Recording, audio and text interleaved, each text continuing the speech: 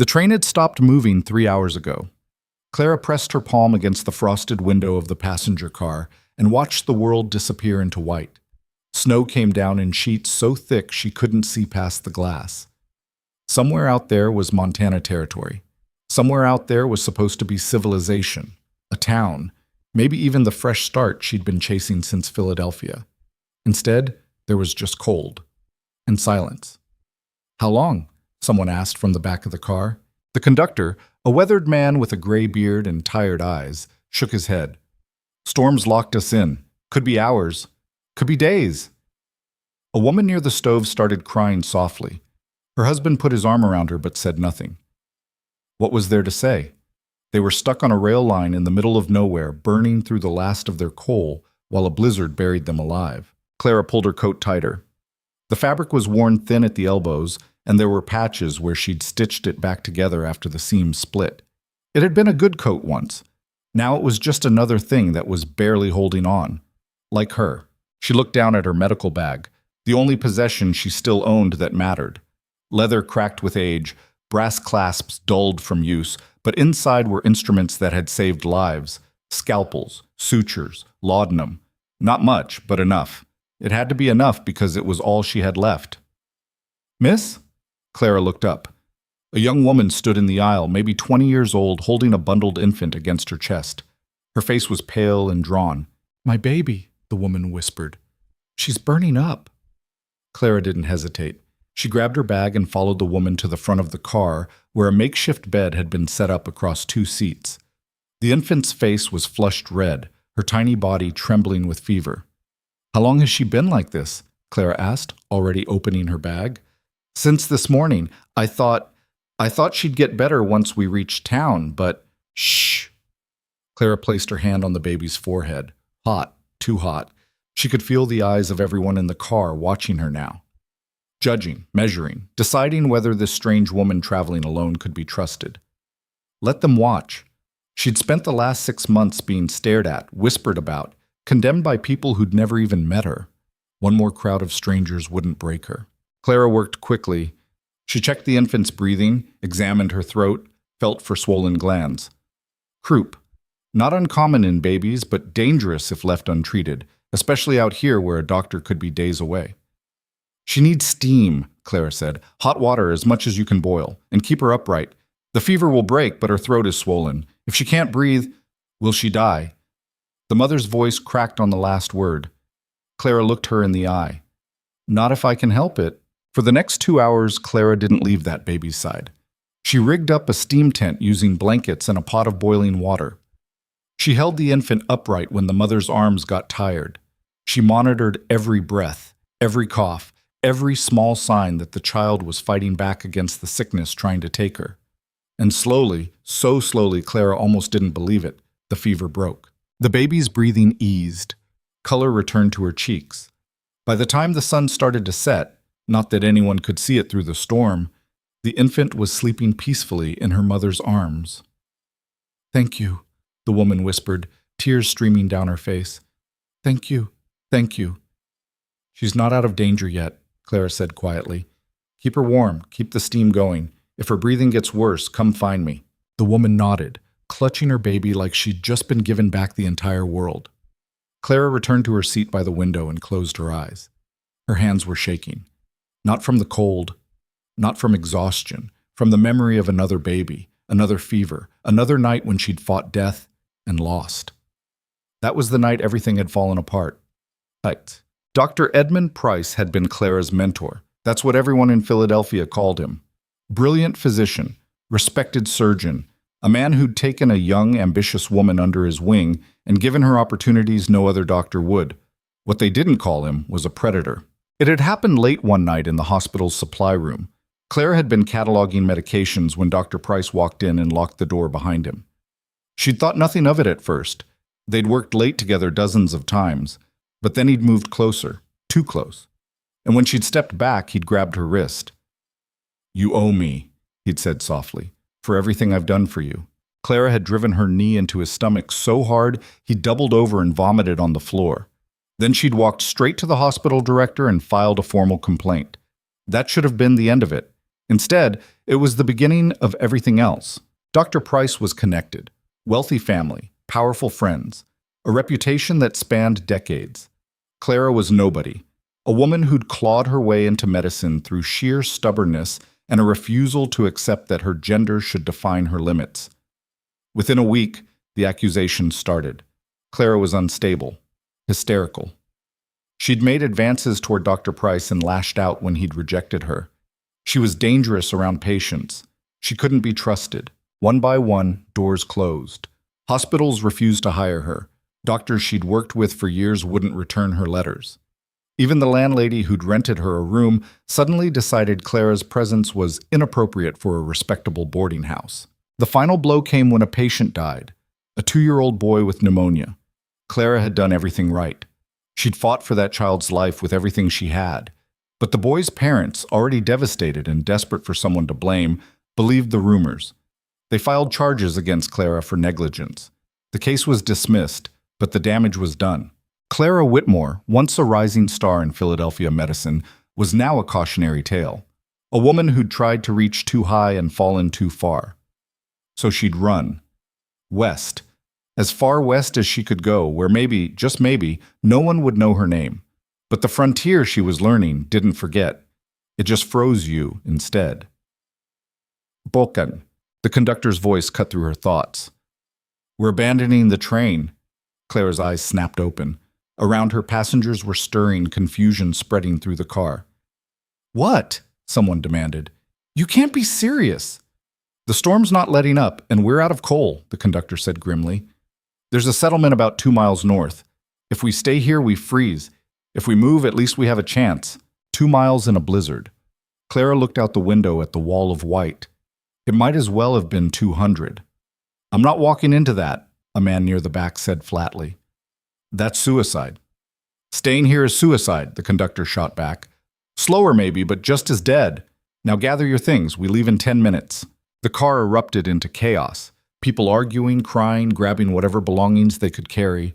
The mother with the sick baby looked at Clara with panic in her eyes. Can she survive out there? She asked. Clara wanted to lie, wanted to say yes. Of course, everything would be fine. But she'd never been good at comforting lies. Keep her bundled, she said instead. Stay close to the group. Don't stop moving. It wasn't an answer, but it was all she had. Clara slung her medical bag over her shoulder and pulled on her thin coat. Around her, people were layering on everything they owned, scarves, blankets, extra shirts. She had nothing else to layer, just the coat and a pair of gloves with holes in the fingers. The cold hit like a fist the moment they stepped outside. Clara gasped, the air so frigid it burned her lungs. Snow immediately plastered against her face, blinding her. She could barely see the person in front of her, could barely hear anything over the howling wind. They moved in a ragged line, the conductor leading the way with a lantern that was almost useless in the whiteout. Clara stayed near the back, keeping an eye on the mother and baby. One step, then another, then another. Her feet went numb first, then her hands, then everything else. Time stopped meaning anything. There was only the snow and the cold and the terrible certainty that she was going to die out here. Not dramatically, not heroically, just frozen and forgotten in a Montana blizzard, another nameless body the spring thaw would eventually reveal. She didn't see the woman fall until she nearly tripped over her. Clara dropped to her knees. It was the mother. The baby was still clutched against her chest, protected by her body, but the woman herself wasn't moving. Hey, Clara shook her. Hey, stay with me. The woman's eyes fluttered open. Can't, she whispered. Can't walk anymore. Yes, you can. Clara grabbed her arm and tried to pull her up, but her own strength was gone. She looked ahead. The rest of the group was already disappearing into the storm, and they either didn't notice or didn't care that 2 people had stopped moving. The baby started to cry, a thin, weak sound that the wind almost swallowed. Clara made a decision. She pulled the infant from the mother's arms and tucked the child inside her own coat, against her chest. Then she hauled the woman to her feet with strength she didn't know she still had. Walk, she commanded, 1 foot in front of the other. Do it for her. Do you understand me? Walk. The woman walked, barely, stumbling, leaning heavily on Clara, but she walked. They fell behind. The lantern light disappeared completely. Claire had no idea if they were still heading in the right direction or if they'd veered off into nowhere. All she knew was that stopping meant dying, so she didn't stop. Her vision started to blur. Her thoughts turned slow and thick. This was hypothermia. She knew the signs, knew what came next. The woman collapsed again. This time Clara couldn't get her back up. She tried. She pulled and pushed and shouted, but there was nothing left in either of them. The woman's eyes were already closing. Clara sank down beside her, still clutching the baby. The child had stopped crying. That wasn't a good sign. I'm sorry, Clara thought. I tried. She closed her eyes. She didn't hear the horse until it was almost on top of her. Clara jerked her head up. Through the storm, she saw a massive dark shape moving toward her. A horse. And on top of it, a man. He dismounted and crouched beside them. Clara couldn't make out his face through the snow, but she heard his voice, rough and low. You're miles from anywhere. The train, Clara managed through frozen lips. We were trying to reach the settlement? You walked right past it. You've been going in circles. Of course they had. The man checked the woman beside Clara, pressed his fingers against her neck. His expression didn't change, but Clara knew what that meant. She was gone. The baby, Clara said. She's still... He took the infant from Clara's coat and examined her quickly. Then he tucked the child inside his own heavy coat. She'll live. And her mother won't. He said it flatly, without emotion. Can you stand? Clara tried. Her legs wouldn't hold her. She collapsed back into the snow. The man studied her for a moment. Then he did something Clara didn't expect. He picked her up. She wanted to protest. She wasn't some helpless thing that needed carrying, but the words wouldn't come. Her body had stopped cooperating entirely. All she could do was let this stranger lift her like she weighed nothing and place her on his horse. He climbed up behind her, one arm locked around her waist to keep her from falling. The baby stayed tucked safely in his coat. Hold on, he said. Then they were moving through the storm, faster than Clara thought possible in these conditions. The man rode like he could see through the blizzard, like he'd done this 1,000 times before and the weather was just an inconvenience. Buildings appeared through the white. Not many, maybe a dozen structures clustered together like they were huddled for warmth. The man steered his horse toward the largest building, some kind of hotel or boarding house. He dismounted, pulled Clara down, and carried her inside without a word. The warmth hit her like a physical force. Clara's frozen skin screamed in protest as sensation began returning to her extremities. The man set her down in a chair near a massive fireplace, then handed the baby to a woman who'd appeared from somewhere in the back. Take care of the child, he said. Find someone to nurse her. The woman looked at Clara, then at the man, clearly wanting to ask questions, but something about his expression made her think better of it. She took the baby and disappeared. Clara tried to focus. The room was spinning. She was shaking so hard her teeth rattled. The man crouched in front of her and started removing her frozen gloves. His movements were efficient, impersonal. Not gentle, but not rough either. Just practical. You're lucky, he said. Don't feel lucky, Clara managed. You're alive. That's lucky. He pulled off her boots next. Clara wanted to be embarrassed. She was acutely aware that her stockings had holes in them and her feet probably hadn't been washed in days, but she was too exhausted to care. What's your name? He asked. Clara Whitmore. Why were you on that train? Trying to reach Montana Territory. Congratulations, you made it. He wrapped a blanket around her shoulders. Though not the way you planned, I'd guess. Clara finally got a good look at him. He was maybe 35, with dark hair that needed cutting and a face that looked like it had been through a few fights. Not handsome exactly, but compelling in a way that made you want to keep looking. He wore clothes that marked him as someone who worked outdoors. Heavy coat, worn leather, boots built for hard use. Who are you? She asked. Rhett Callahan. The name meant nothing to Clara, but she saw something flicker across his face when he said it, like he expected her to recognize it. When she didn't react, something else flickered there. Relief, maybe. Thank you, Clara said, for finding us, for the baby. The mother didn't make it. I know. They sat in silence for a moment. The fire crackled. Clara's body continued its painful journey back from the edge of freezing to death. You a doctor? Rhett asked suddenly. Clara hesitated. That question had become dangerous. I have medical training. That's not what I asked. It's complicated. Most things are. He stood up. Bishka, there's a room upstairs. You can stay until the storm passes. After that, you're on your own. He started to walk away.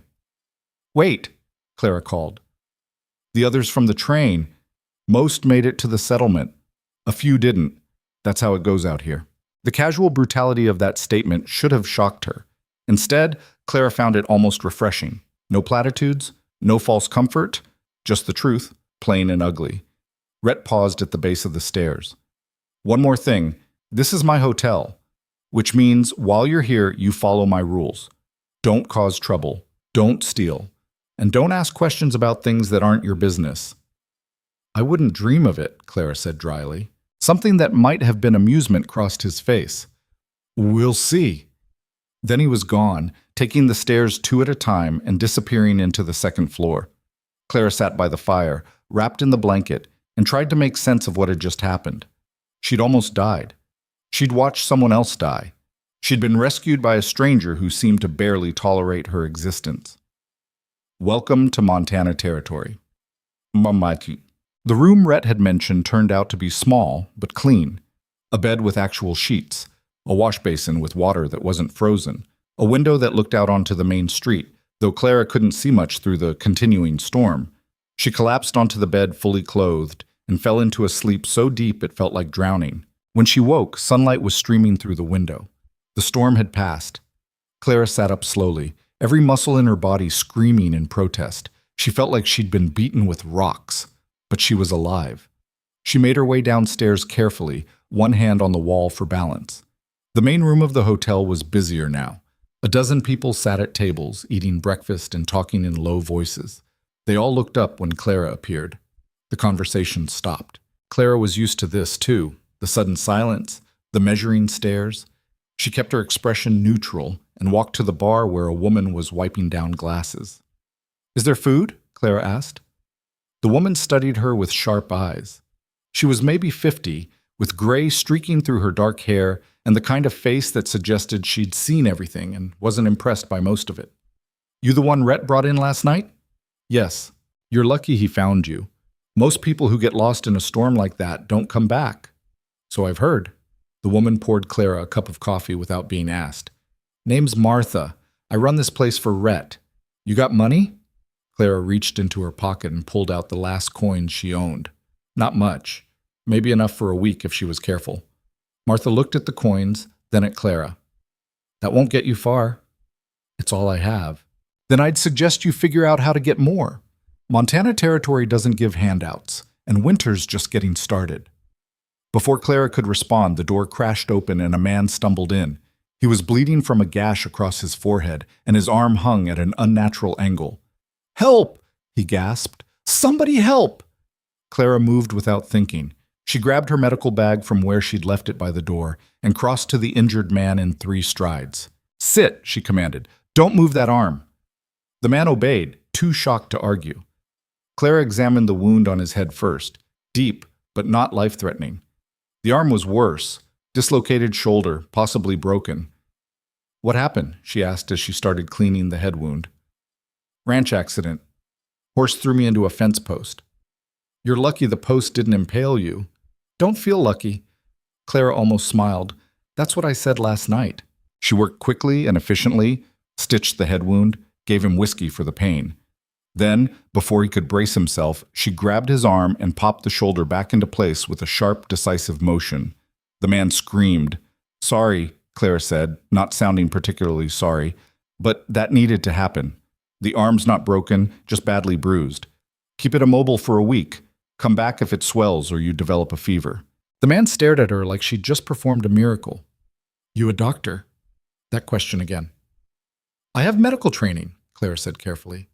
Best damn medical training I've ever seen. He stood up gingerly, testing his arm. What do I owe you? Clara opened her mouth to name a price, then hesitated. This was the frontier.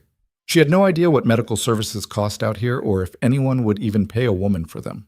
$2, she said finally, picking a number that seemed reasonable. The man pulled out $3 and pressed them into her hand. Worth every penny. Name's Jack, by the way. I work at Iron Ridge Ranch. Clara Whitmore. Well, Miss Whitmore, you ever need anything? You ask for me at Iron Ridge. I owe you. He tipped his hat and left, moving much more carefully than when he'd entered. Clara looked down at the $3 in her hand. It wasn't much, but it was more than she'd had 10 minutes ago. When she looked up, she found Martha watching her with a calculating expression. You really a doctor? Martha asked. I told you. Yeah, medical training, I heard. Martha leaned on the bar. Here's what I know. We're in the middle of nowhere. The nearest real doctor is in Billings, which is a day's ride when the weather's good and impossible when it's not. People get hurt out here all the time. Ranch accidents, bar fights, childbirth gone wrong. And most of them die because there's nobody around who knows what they're doing. Clara said nothing, but her heart was beating faster. So if you've got medical training, Martha continued, and if you're any good, which it looks like you are, you could make a living here. A good living, if you don't mind hard work and people who'll test you every damn day just because you're a woman. I've dealt with worse, Clara said quietly. I bet you have. Martha refilled Clara's coffee. Question is, what are you running from? Clara's hand tightened on the cup. What makes you think I'm running? Because everyone who comes this far west is running from something. Money problems, legal problems, bad marriages, worse scandals. Martha's eyes were sharp. So which is it?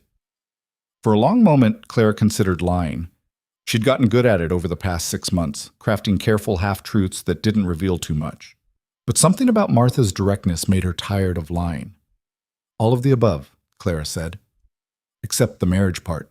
Martha snorted. Well, at least you're honest. That's rarer than you'd think out here. The door opened again. This time it was Rhett. He looked the same as last night, rough around the edges, like he'd been carved out of the Montana landscape itself. He scanned the room, his gaze landing on Clara for just a second before moving on. Martha, I need to talk to you, he said. Whatever you need to say, you can say in front of Clara, Martha replied. She's not going anywhere. Rhett's jaw tightened, but he didn't argue. Fine. I need someone to come out to Iron Ridge. One of my men got thrown from a horse. Another one tried to set his shoulder and just made it worse. That would be Jack, Clara said. I already fixed him. He came through here about 15 minutes ago. Rhett turned to look at her fully for the first time since entering. You did what? Fixed his shoulder, stitched his head, told him to rest for a week. Clara met his gaze steadily. Why? Did I miss something? You popped his shoulder back into place? Yes. And he didn't pass out? He screamed, Clara said, but he didn't pass out. Something flickered across Rhett's face. Surprise, maybe, or respect. It was hard to tell. You do realize Jack weighs about 200 pounds and has a reputation for hitting first and asking questions never? He seemed perfectly civilized to me. Martha made a choking sound that might have been a laugh. Rhett studied Clara for another long moment. Then he walked over to the bar and poured himself a whiskey, even though it was barely past breakfast. You looking for work? He asked. Clara's pulse quickened. What kind of work? The kind where you fix broken cowboys before they bleed out on my property. He downed the whiskey in one swallow. Iron Ridge is the biggest cattle operation in this part of Montana, which means we have more accidents than anyone else. Usually, we just patch people up and hope for the best. But if you can actually do what Jack says you can do...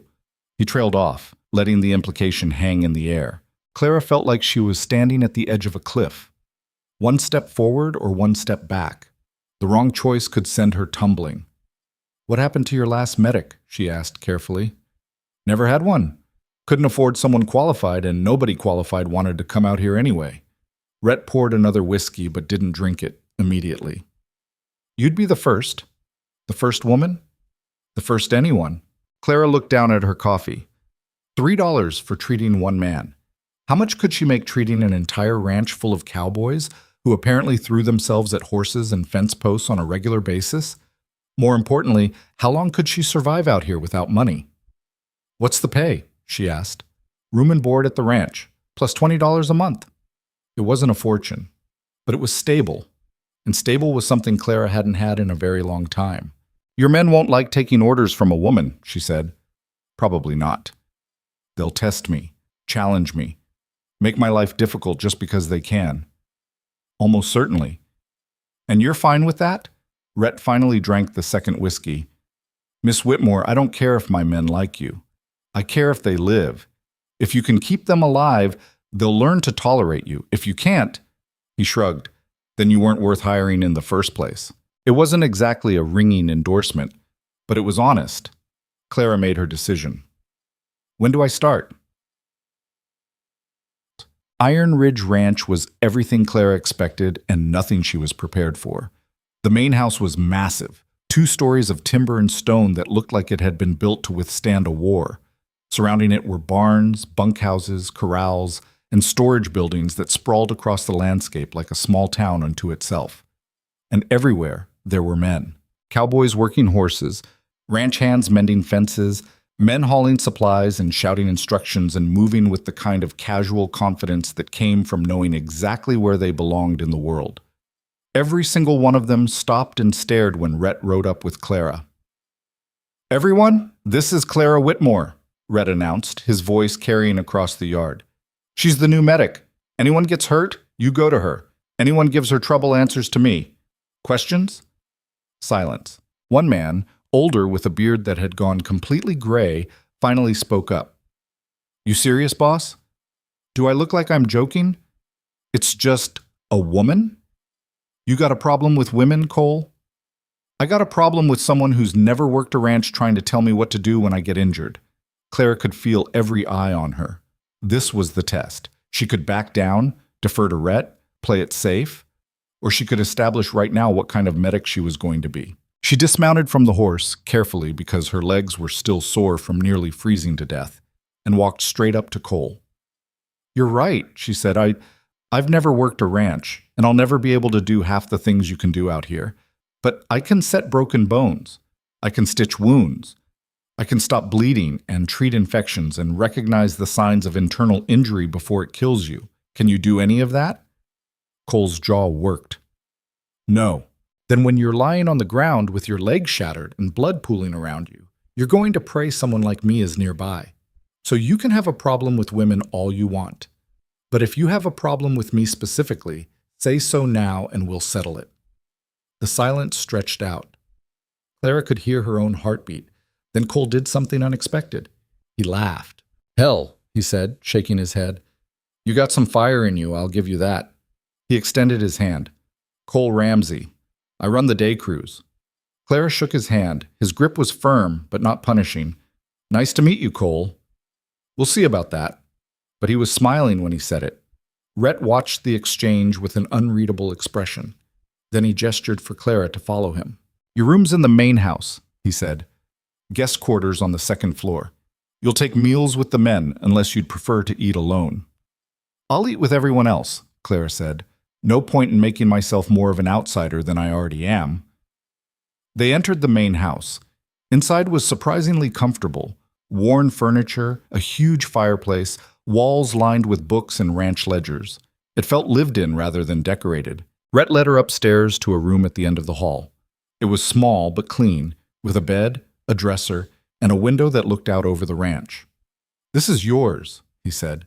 "There's a lock on the door. Use it." Clara raised an eyebrow. "Should I be worried?" "You should be smart. This is a ranch full of men who haven't seen a woman in weeks. Most of them will behave, but not all of them. So lock your door. And if anyone bothers you, I'll handle it. I'm sure you will. But if you can't, you tell me. Understand?" There was something in his tone that made Clara look at him more carefully. He wasn't just setting boundaries, he was protecting her? That seemed wrong. Rhett Callahan didn't strike her as the protective type. "Why did you really hire me?" she asked. "I told you, I need someone who can keep my men alive." "You could have hired a man. Probably easier, definitely less controversial. Men with medical training don't come out here, and the ones who do are usually running from something worse than you are." "How do you know I'm not running from something terrible?" Rhett met her eyes. "Because if you were, you wouldn't have stopped to save that baby in the storm. You would have saved yourself." With that, he turned and left, closing the door behind him. Clara stood alone in her new room and tried to figure out if she'd just made the best decision of her life or the worst. Time would tell. And on the frontier, time didn't waste itself on second chances. The first injury came before Clara had even finished unpacking. A knock on her door, sharp and urgent. She opened it to find a young ranch hand, couldn't have been more than 19, holding his hand wrapped in a bloody cloth. "Ma'am," he said, his face pale. "I was told to come find you." Clara didn't ask questions. She grabbed her medical bag and followed him downstairs to the kitchen, where the light was better. When she unwrapped the cloth, she found a deep gash across his palm, still bleeding freely. "Knife?" she asked. "Yes, ma'am. Slipped while I was cutting rope." "Sit."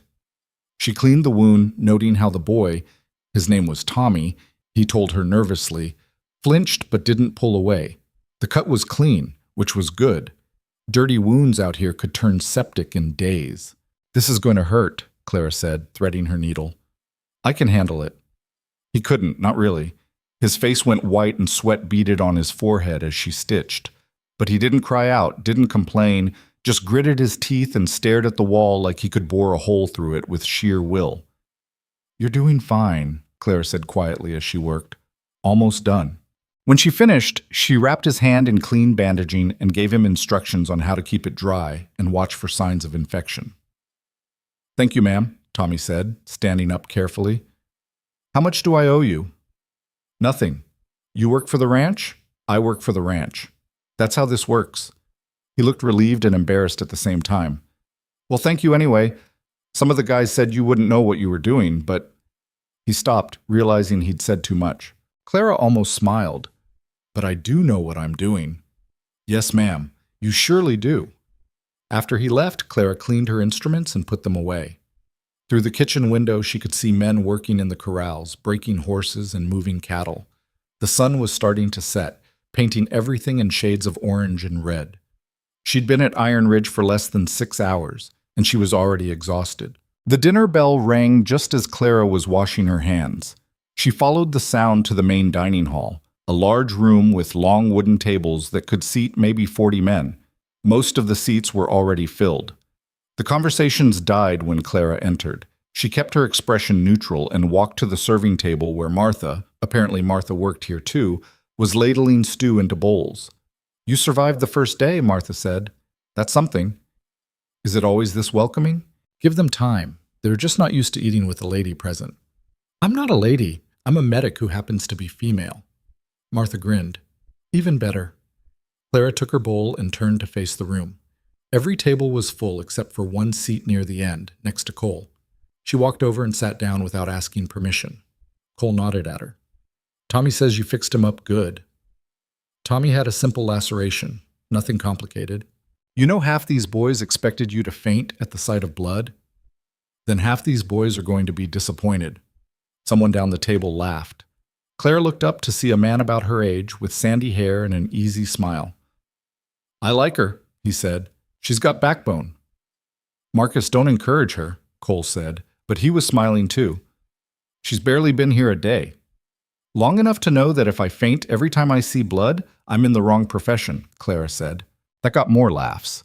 The tension in the room eased slightly. Men went back to eating and talking, though Clara could still feel occasional glances in her direction. The food was simple but good. Beef stew with potatoes and carrots, fresh bread, coffee strong enough to strip paint. Clara ate quietly, listening to the conversations around her. Ranch business mostly. Which fences needed mending? Which horses were ready to sell? Who was taking the cattle to market next week? She was so focused on listening that she didn't notice Rhett enter until he sat down at the head of the table. The room didn't go quiet this time, but the energy changed. Men sat up straighter. Conversations became more focused. It was subtle, but Clara noticed. Rhett commanded respect without saying a word. He caught her watching him and raised an eyebrow. Clara looked away first, annoyed with herself. She wasn't here to study the ranch owner. She was here to do a job. After dinner, she excused herself and went back to her room. She locked the door like Rhett had told her to, then sat on the bed and stared at the wall. For the first time in months, she had a place to sleep that wasn't a train car or a cheap boarding house. She had food in her stomach. She had work that mattered. She should have felt relieved. Instead, she felt like she was waiting for the other shoe to drop.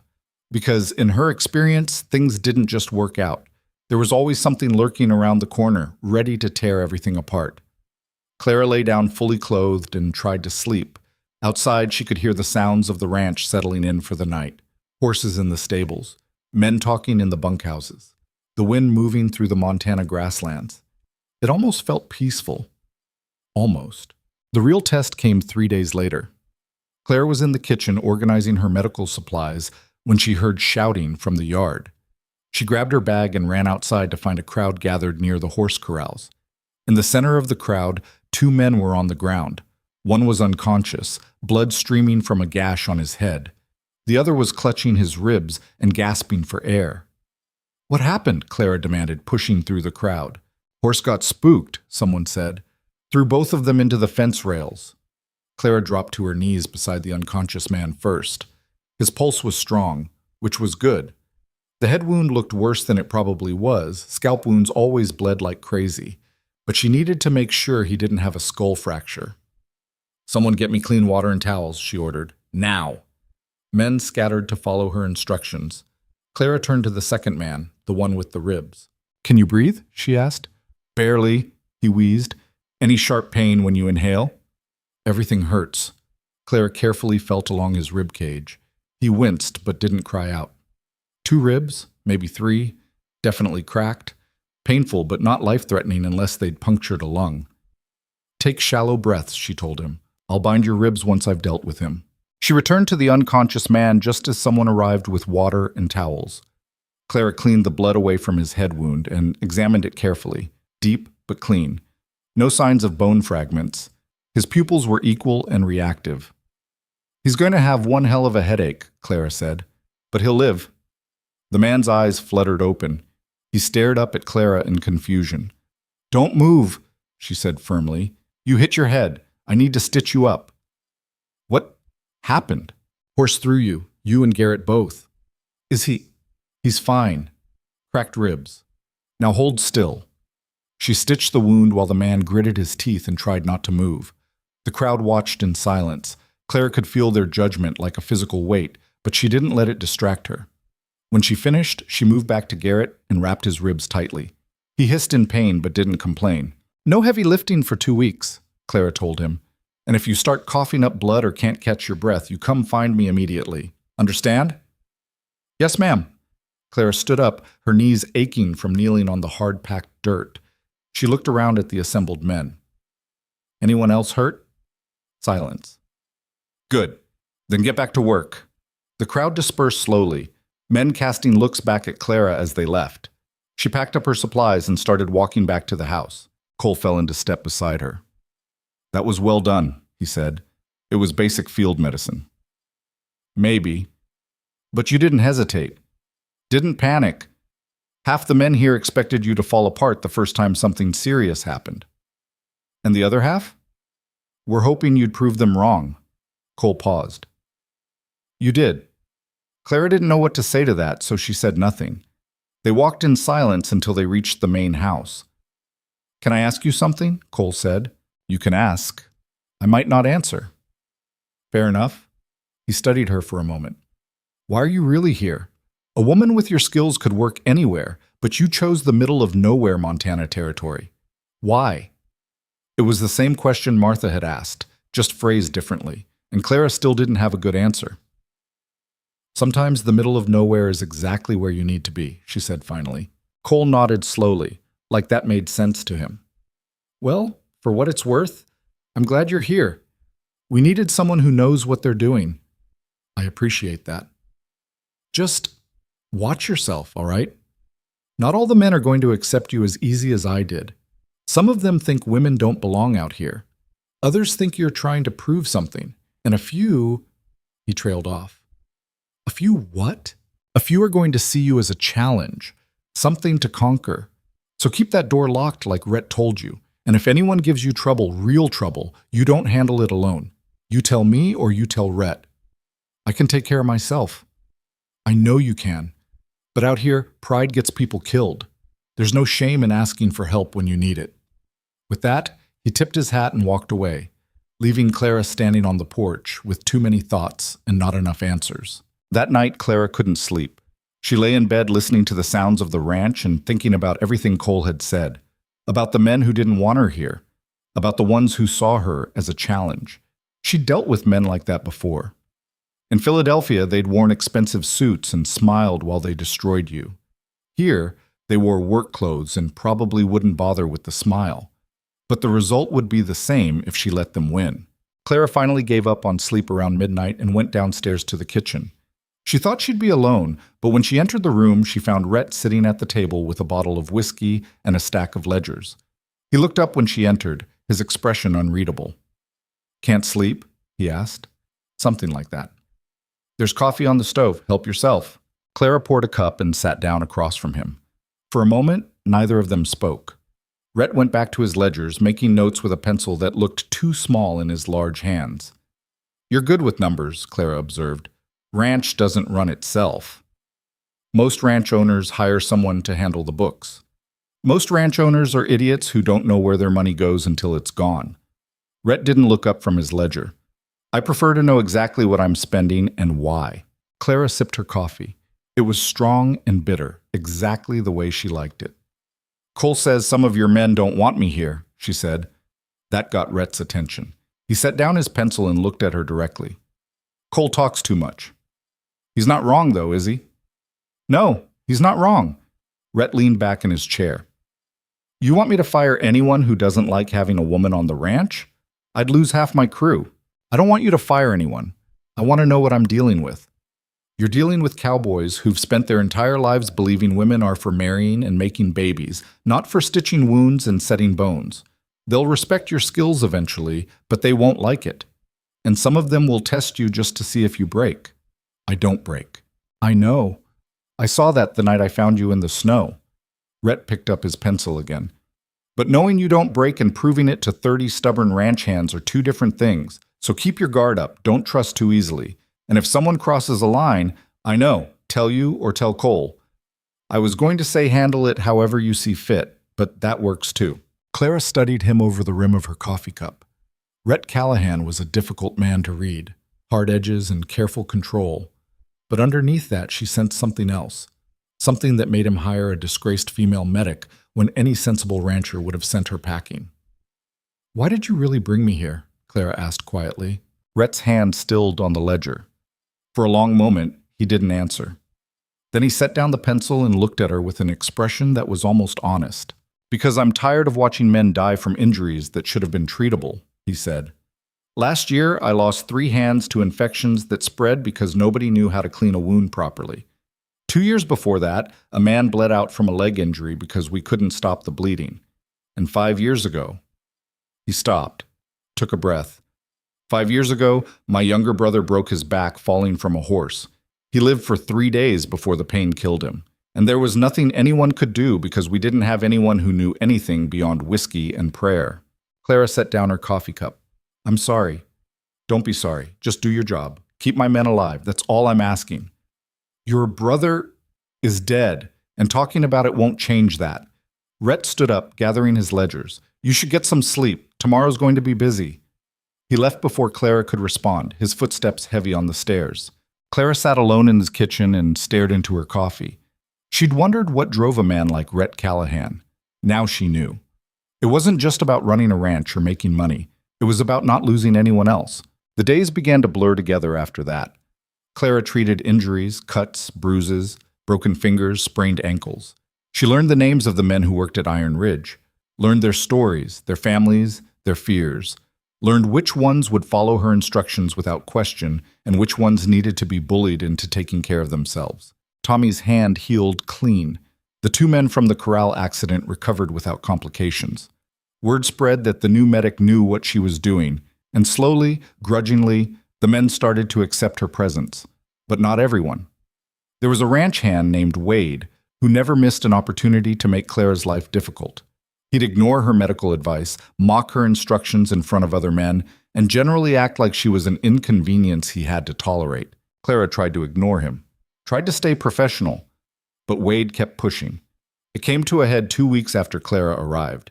She was in the barn treating a horse with a swollen leg when Wade walked in with 2 of his friends. All 3 of them had been drinking. Clara could smell the whiskey from across the barn. "Well, well," Wade said loudly. "Look at the lady doctor playing with horses. You know how to treat animals too, or just people?" Clara didn't look up from examining the horse's leg. "I know enough to recognize when someone's acting like a jackass. Does that count?" Wade's friends laughed. Wade didn't. You got a smart mouth, he said, moving closer. Someone should teach you some manners. And I suppose you think you're the one to do it? Maybe I am. Clara straightened up and turned to face him.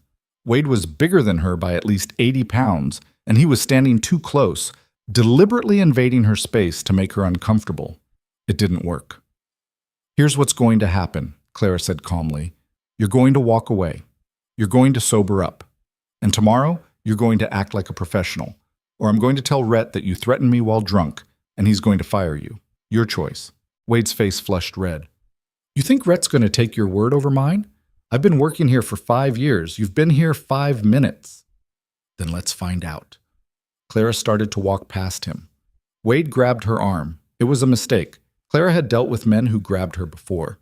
She knew exactly what to do. She twisted her arm free, stepped into Wade's space, and drove her knee into his groin with every ounce of strength she had. Wade went down like a stone, gasping and clutching himself. His friends stared at Clara in shock. Anyone else want to put their hands on me? Clara asked pleasantly. Both men shook their heads and backed away. Good. Clara picked up her medical bag. When Wade can walk again, tell him if he ever touches me without permission, I'll do worse than that. And I know exactly where all the painful spots are. She walked out of the barn without looking back. Her hands didn't start shaking until she was halfway to the main house. The adrenaline was wearing off, replaced by the sickening realization of what could have happened if Wade's friends had decided to help him instead of watching. Clara made it to the porch before her legs gave out. She sat down hard on the steps and tried to catch her breath. You all right? She looked up to find Marcus, the sandy-haired cowboy from dinner, watching her with concern. I'm fine. You don't look fine. You look like you're about to throw up. Clara laughed shakily. That's because I am. Marcus sat down beside her. I heard what happened in the barn. Wade's an idiot, but his friends are saying you handled it. I handled it by assaulting him. You handled it by defending yourself. There's a difference. Marcus was quiet for a moment. You know Rhett's going to hear about this. I know. And he's going to ask you what happened. I know that too. So what are you going to tell him? Clara looked out at the ranch, at the men working, the horses running, the Montana sky stretching on forever. What was she going to tell Rhett? The truth, probably. That she'd been cornered by a drunk ranch hand and fought back the only way she knew how. And if that got her fired, then it got her fired. I'm going to tell him exactly what happened, Clara said. And if he wants to fire me for defending myself, that's his decision. Marcus nodded slowly. For what it's worth, I don't think he'll fire you. Rhett doesn't tolerate men who threaten women. Never has. We'll see. They sat in silence for a few minutes. Then Marcus stood up and offered Clara his hand. Come on, let's get you some coffee before the boss shows up. You'll want to be steady when you tell him. Clara let him pull her to her feet. Her legs were still shaky, but they held. Rhett found her an hour later. Clara was in the kitchen, sitting at the table with a cup of coffee that had gone cold. She heard his footsteps before she saw him, heavy boots on hardwood, moving with purpose. When he entered the kitchen, his expression was dark. My office, he said. Now. Clara stood up and followed him down the hall to a room she'd never been in before. It was small and cramped, with a desk covered in papers and walls lined with maps of the ranch. Rhett closed the door behind her and leaned against his desk. Tell me what happened, he said.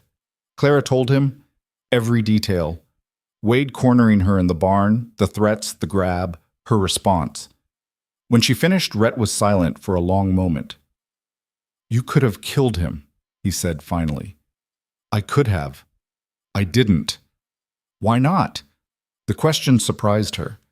Because killing a man for being drunk and stupid seems excessive. Some would say he deserved it.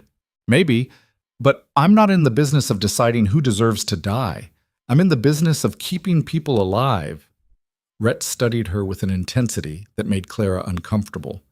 Then he pushed away from the desk and walked to the window. Wade's fired, he said. He'll be gone by morning. You're firing him because of me? I'm firing him because he put his hands on an employee without permission. That's not acceptable on my ranch. Rhett turned to face her. But I need to know something. Can you defend yourself if it happens again? Yes. I mean, really defend yourself, not just against Wade, but against men who might be faster or stronger or more sober. Clara met his eyes. I've been defending myself against men since I was 17 years old. I know how to handle myself. I believe you. Rhett crossed his arms. But I also believe you shouldn't have to. So from now on, you don't go into the barns or stables alone. You don't treat injuries in isolated places without someone nearby. And if any man on this ranch makes you uncomfortable, you tell me immediately, not after you handle it yourself. Immediately. Understood? That's not necessary. It is necessary. Because if something happens to you on my property, it's my responsibility. And I don't take that responsibility lightly. There was something in his voice that made Clara pause. Something protective and fierce that had nothing to do with ranch business and everything to do with something else. All right, she said quietly. I'll be more careful. Good. Rhett moved toward the door, then stopped. For what it's worth, I'm glad you fought back. Wade needed to learn that lesson. I just wish you hadn't had to be the one to teach it to him. He left before Clara could respond. She stood alone in his office and tried to understand what had just happened. Rhett had fired a 5-year employee to protect her, had made new rules for the entire ranch because one man had crossed a line. That wasn't just professional responsibility. That was something more personal. Clara wasn't sure how she felt about that. The next morning, Wade was gone. So were his 2 friends, apparently by choice. The rest of the ranch hands got the message loud and clear. The new medic was under the boss's protection, and anyone who messed with her would answer to Rhett Callahan himself. After that, things got easier. Men still tested Clara occasionally, still questioned her judgment or doubted her skills, but they did it with words instead of actions. And words Clara could handle. She fell into a rhythm. Morning rounds checking on anyone recovering from injuries, afternoons treating new wounds and ailments, evenings organizing her supplies and studying medical texts she'd brought from Philadelphia. She ate dinner with the men and learned to hold her own in their rough conversations. She treated injuries that would have killed men in less capable hands. She saved lives and earned respect, one hard-won patient at a time. And slowly, without quite meaning to, she became part of Iron Ridge.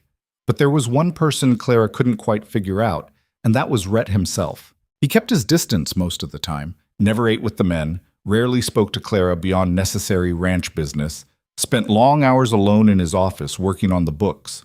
But sometimes, Clara would look up and find him watching her. Not in a threatening way. More like he was trying to solve a puzzle he couldn't quite work out.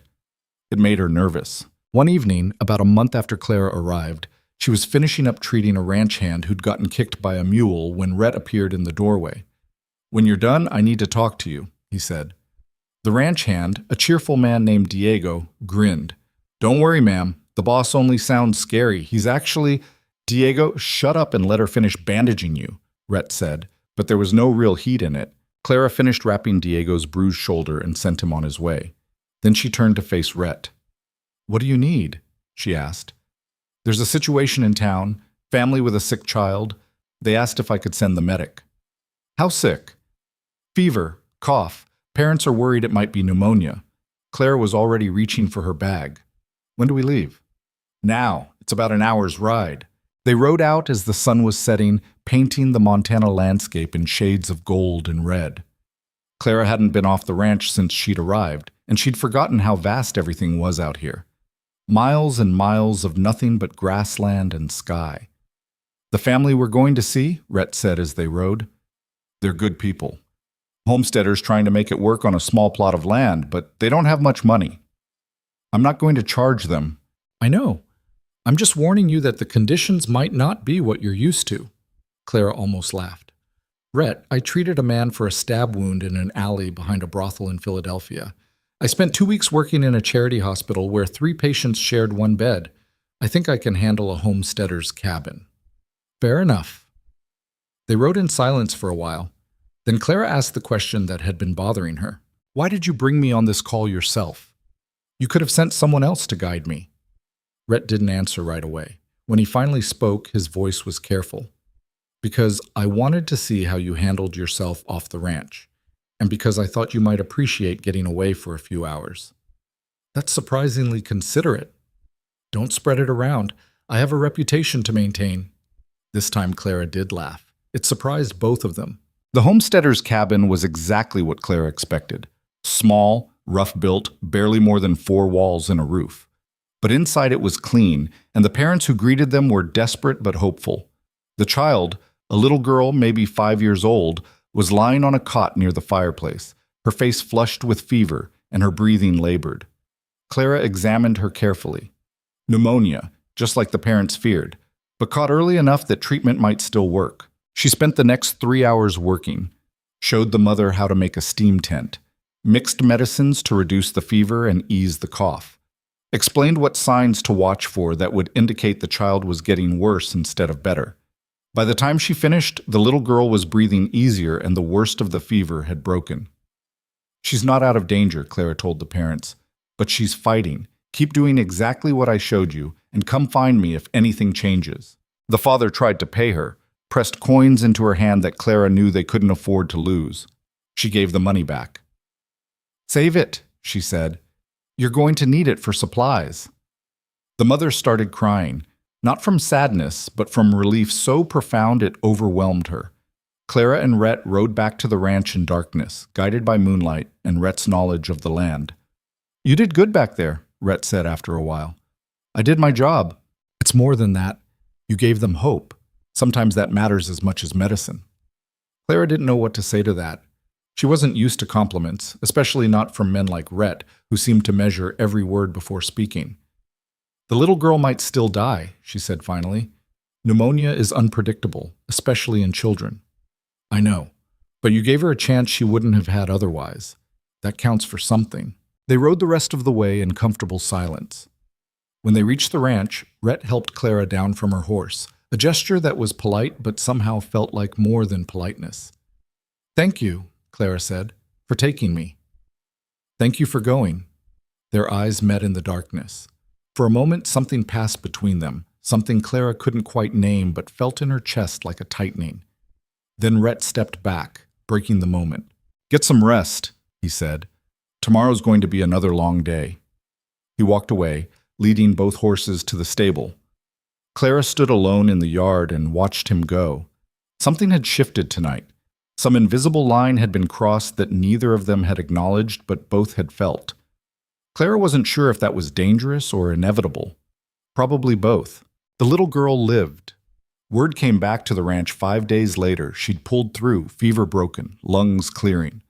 Clara tried not to feel too proud of that, tried to remind herself that medicine was as much luck as skill sometimes. But she felt it anyway, that quiet satisfaction of a life saved. The homesteader sent a thank you note with the messenger. Clara tucked it into her medical bag where she kept things that mattered. Spring started creeping into Montana territory. The snow melted, revealing brown earth and the first stubborn shoots of grass. The ranch work intensified. Calving season meant longer hours, more injuries, and Clara found herself running from one emergency to the next. A cowboy gored by a panicked heifer. Another thrown from his horse.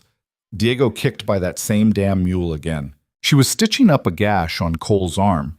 He'd gotten tangled in barbed wire. When Martha appeared in the doorway of the medical room Clara had set up in one of the storage buildings. "You've got visitors," Martha said. Clara didn't look up from her work. "Tell them to wait. I'm almost done." "I don't think these are the waiting type." Something in Martha's voice made Clara pause. She tied off the last stitch and bandaged Cole's arm quickly. "Keep it clean," she told him. "Come back in a week so I can check it." Cole nodded and left, casting a curious glance at Martha as he passed. Clara washed her hands and followed Martha outside. 3 men stood in the yard near the main house. 2 wore marshal badges. The third was dressed too well for Montana territory. Expensive suit, polished shoes, hat that probably cost more than most cowboys made in a month. Clara's stomach dropped. She knew that suit, knew the man wearing it. Dr. Edmund Price had found her. "Miss Whitmore," Price said, his voice carrying across the yard. "What a pleasure to see you again." It wasn't a pleasure. It was a threat wrapped in politeness. Clara forced herself to walk toward them, forced her expression to stay neutral. Men were gathering now, drawn by the presence of strangers and the tension crackling in the air. "Dr. Price," Clara said evenly, "I'm surprised to see you this far from Philadelphia." "I could say the same about you. Running off without a word. Very inconsiderate." I wasn't aware I needed your permission to travel. One of the marshals stepped forward. He was older, with a weathered face and tired eyes that suggested he'd seen too much and believed too little. Miss Whitmore, I'm Marshal Davies. We need to ask you some questions about your medical practice back east. I don't have a medical practice back east anymore. That's part of what we need to discuss. Davies pulled out a folded paper from his coat. Dr. Price has filed formal charges against you for practicing medicine without proper licensing and for negligence resulting in the death of a patient. Clara felt like she'd been punched. The case was dismissed. The judge ruled there was no evidence of wrongdoing. In Philadelphia, yes, Price said smoothly. But circumstances have changed. New evidence has come to light. Evidence that suggests you may have been responsible for more than one patient death. It was a lie. Clara knew it was a lie. But lies told with enough confidence could destroy lives just as effectively as truth. What evidence? She demanded. Medical records, testimony from other physicians, documentation of your erratic behavior. Price smiled, and it was the same smile he'd worn that night in the supply room. Predatory. Victorious. Enough to warrant a new investigation, which is why Marshal Davies is here to escort you back to Philadelphia to answer questions. I'm not going anywhere with you. I'm afraid you don't have a choice, Davies said, though he didn't sound particularly happy about it. The charges are serious. If you refuse to come willingly, I'll have to arrest you. Clara's mind raced. This was it. Everything she'd run from, everything she'd tried to escape, had caught up with her. Price had spent months, probably spent a fortune, tracking her down just to destroy her. And he was going to succeed unless she figured out how to stop him. What's going on here? Clara turned to see Rhett walking across the yard, his expression dark. He looked at the marshals, at Price, then at Clara. These men say they're taking me back to Philadelphia, Clara said, hating how her voice shook. They say I'm wanted for negligence and illegal medical practice. Rhett's jaw tightened. He walked over to stand beside Clara, not in front of her, but next to her. A subtle distinction that somehow mattered. Marshal Davies, Rhett said. I'm Rhett Callahan. This is my ranch. Miss Whitmore works for me. Mr. Callahan, I understand this is inconvenient. Inconvenient doesn't begin to cover it. Miss Whitmore is the only medic within a day's ride. You take her, and the next man who gets injured might die waiting for help. That's not my concern, Davies said, though he looked uncomfortable.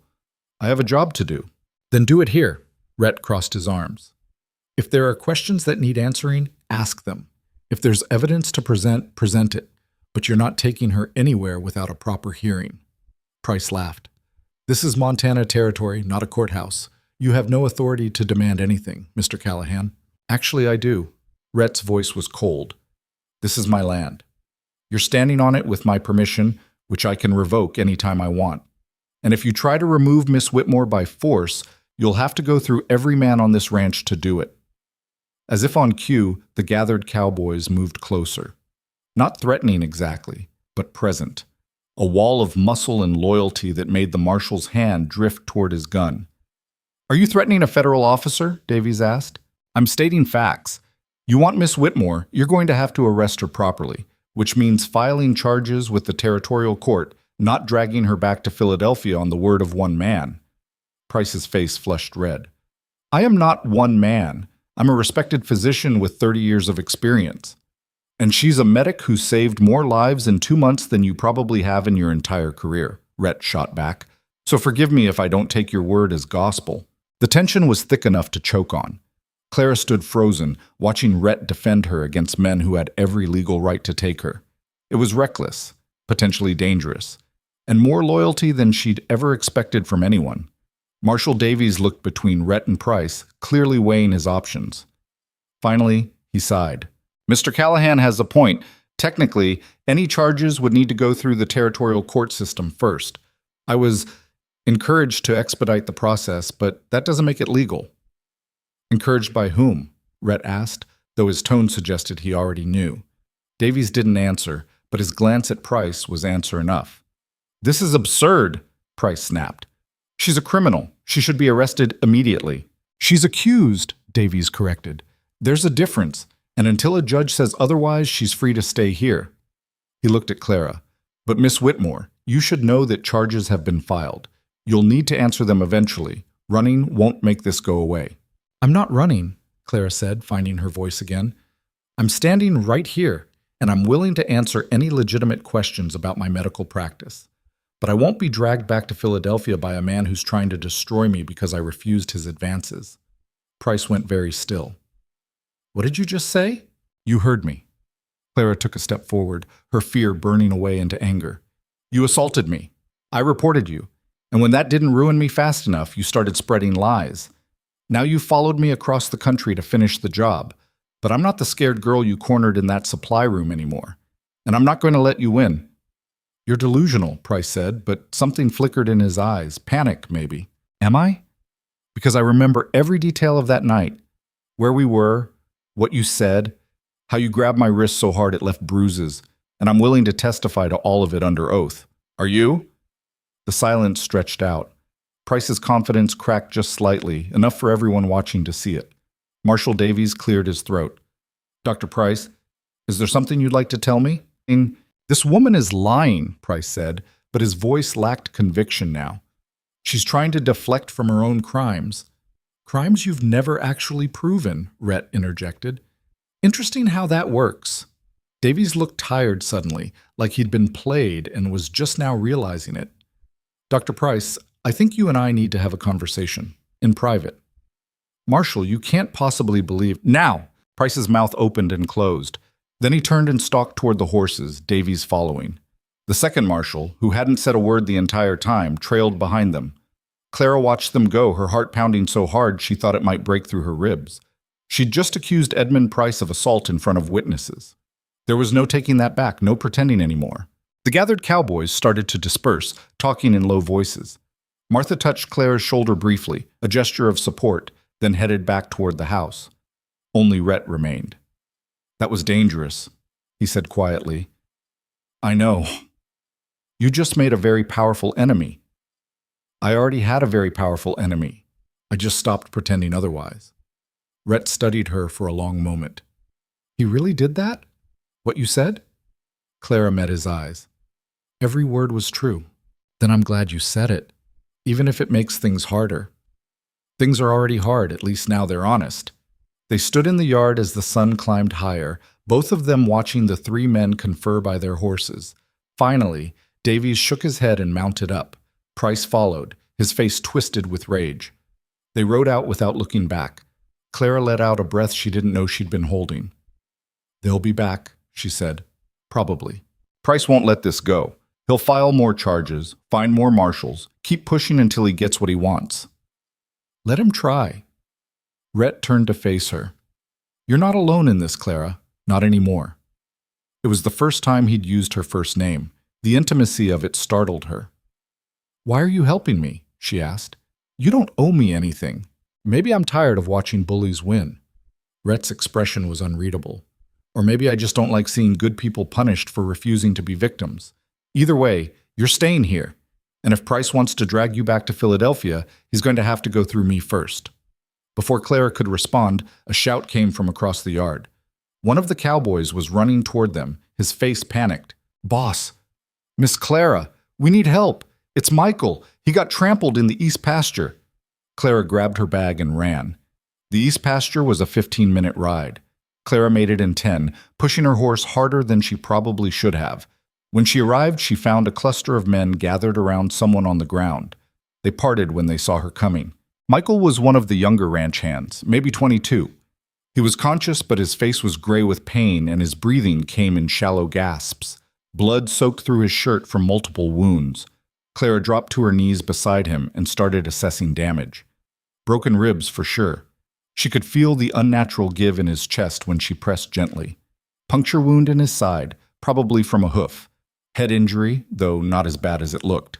But it was the leg that made Clara's stomach drop. Michael's left leg was shattered, bone fragments visible through torn flesh, blood pooling beneath him faster than it should be. An artery had been hit. "Tell me what happened," Clara said, already working to stop the bleeding. "Cattle spooked," Cole said. He'd arrived just before Clara. "Stampede caught Michael in the open. By the time we got the herd turned, he'd been trampled by at least a dozen head." Clara pressed hard on the leg wound, trying to find the bleeder. Michael screamed. I know, she said. I'm sorry, but if I don't stop this bleeding, you're going to die. Do you understand? Michael nodded, tears streaming down his face. Someone get me clean cloth and whiskey, and I need better light. Bring lanterns, blankets, anything. Men scattered to follow her orders. Clara worked with hands that refused to shake despite the voice in her head screaming that this was too much, that she couldn't do this, that Michael was going to die right here in the dirt because she wasn't good enough. She told that voice to shut up and kept working. Red appeared beside her. What do you need? Hold him down. This is going to hurt. Clara found the artery finally, torn almost completely through. She clamped it off with her fingers while she dug through her bag for sutures. The bleeding slowed but didn't stop. Talk to him, Clara told Rhett. Keep him conscious. Rhett started talking to Michael in a low voice, telling him about the new horses they'd bought, about plans for the ranch, about anything to keep the young man focused on something other than the pain. Clara sutured the artery with hands that had performed this procedure maybe 3 times before, always in a proper hospital with proper equipment and proper assistance, not in a field with limited supplies and a patient who could go into shock at any moment. The bleeding stopped. Clara moved to the leg itself. The damage was catastrophic, bone shattered in multiple places, muscle torn. Even if Michael survived the blood loss and the shock, even if the leg didn't get infected, he would probably never walk right again. But he would walk, and he would live. She worked for 3 hours, set bones, stitched wounds, wrapped the leg in splints made from fence posts and torn shirts, treated the other injuries, the ribs, the head wound, the dozens of cuts and bruises. By the time she finished, the sun was setting and Michael had passed out from exhaustion and pain. Will he make it? Cole asked quietly. Clara looked down at her blood-soaked hands. I don't know. The next 48 hours will tell. If infection sets in or if there's internal bleeding I missed. She stopped. We need to get him back to the ranch. Build a stretcher. Move him as gently as possible. They built the stretcher from branches and blankets. 6 men carried Michael back to the ranch, while Clara rode beside them, monitoring his breathing and watching for signs of shock. When they finally got him settled in the bunkhouse, Clara had demanded he be brought to the main house, but Michael refused to put the boss out. She gave instructions for his care. Someone needed to watch him constantly, change his bandages twice a day, give him water if he could drink, broth if he could stomach it, monitor for fever. And if something changes, Clara said, exhaustion making her words slur, you come get me immediately. I don't care what time it is. The men nodded. They looked at Clara differently now, not with tolerance or grudging respect, but with something closer to awe. Clara stumbled back to the main house and made it halfway up the stairs before her legs gave out. She sat down hard, too tired to even make it to her room. Rhett found her there 10 minutes later. You should be in bed, he said. I was trying to get there, didn't quite make it. He sat down beside her on the stairs.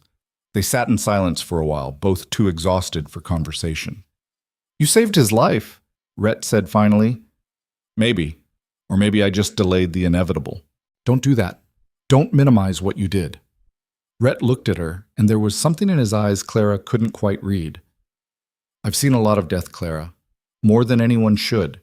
And I've seen people give up, accept it, let it happen. But you didn't. You fought for that boy like he was the only person who mattered in the world. That means something. Does it? Because right now it feels like I'm barely holding things together. Michael could still die. Price is still out there planning his next move, and I'm so tired I can't even walk up a flight of stairs. Then don't walk. Just sit here for a while. The stairs aren't going anywhere. Clara almost laughed. It came out more like a sob. And then, without planning to, without meaning to, she started crying. Not delicate tears, but the ugly, exhausted crying of someone who'd been holding everything in for too long. Rhett didn't tell her to stop, didn't offer empty platitudes or awkward comfort. He just sat beside her and let her fall apart, which somehow made it easier. When Clara finally stopped, she felt emptied out, raw but lighter. Sorry, she whispered. Don't be. I don't usually. I try not to. Clara. Rhett's voice was gentle but firm.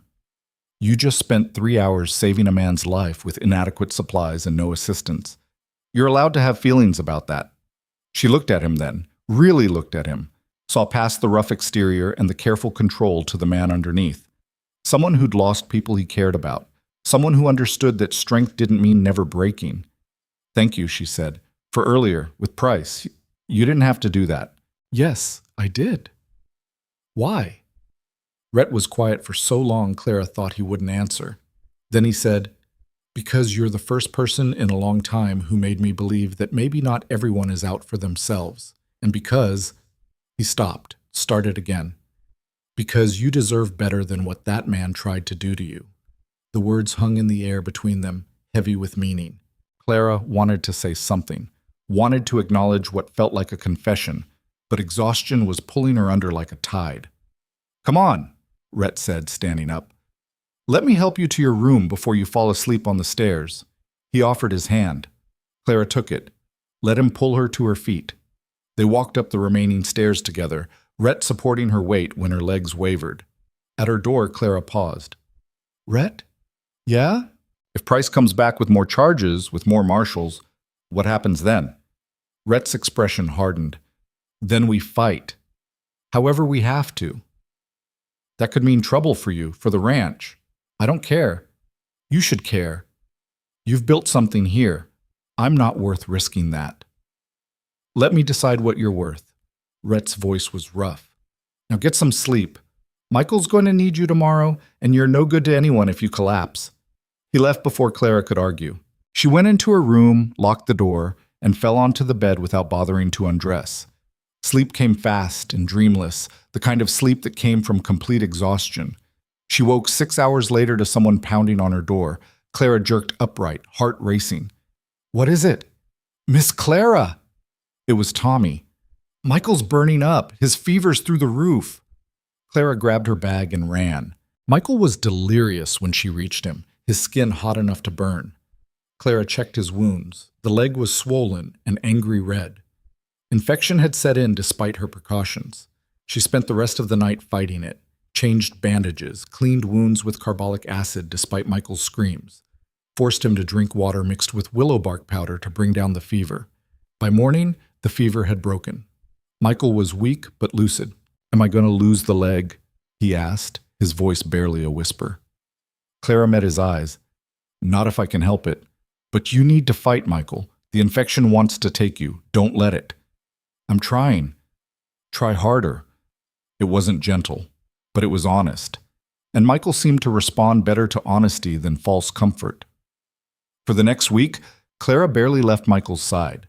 She monitored every change, treated every setback, pushed him to keep fighting when he wanted to give up. The men started calling her the miracle worker. Clara hated that. She wasn't performing miracles. She was just doing medicine the way it was supposed to be done, with care and attention and stubborn refusal to accept defeat. On the 8th day, Michael sat up on his own. The leg was healing, slowly, painfully, but healing. "You're going to walk again," Clara told him. "Might have a limp, might need a cane in cold weather, but you'll walk." Michael started crying, happy tears this time. Clara left him to rest and walked outside. The sun was bright, the air warm. Spring had fully arrived in Montana territory. She found Rhett in one of the corrals, working with a young horse. He looked up when she approached. "Michael?" he asked. "Going to make it." Something that might have been relief crossed Rhett's face. "Thanks to you." "Thanks to luck and stubbornness, mostly. That's usually how the best medicine works." Clara leaned against the corral fence and watched Rhett work. He moved with easy confidence, reading the horse's body language and responding with patience rather than force. "You're good with them," she observed. "Horses are easier than people. They don't lie. Don't pretend to be something they're not. Must be refreshing." "It is." Rhett ran his hand along the horse's neck. "Though people who don't pretend are pretty refreshing too. Not many of those around." He was looking at her when he said it. Clara felt heat rise in her face and looked away. This thing between them, whatever it was, had been building for weeks. Every shared glance, every conversation that went deeper than it should, every moment when they stood just a little too close. It was dangerous. Clara knew it was dangerous. She was hiding from a scandal, running from a man who wanted to destroy her. The last thing she needed was another complication. But when Rhett looked at her like that, complication seemed almost worth it. Clara, Rhett started. A shout interrupted him. Cole was running toward them, his face urgent. Boss, riders coming in fast from the north. Looks like trouble. Rhett's expression shifted immediately from open to guarded. He climbed out of the corral and strode toward the main yard, Clara following. A group of men, maybe 10 of them, rode into the ranch. They weren't dressed like ranch hands. They wore matching dusters and moved with military precision. The man leading them was middle-aged with cold eyes and a marshal's badge. Rhett Callahan? He called out. That's me? I'm Marshal Hendricks. I'm looking for a woman named Clara Whitmore. I'm told she works here. Clara's stomach dropped.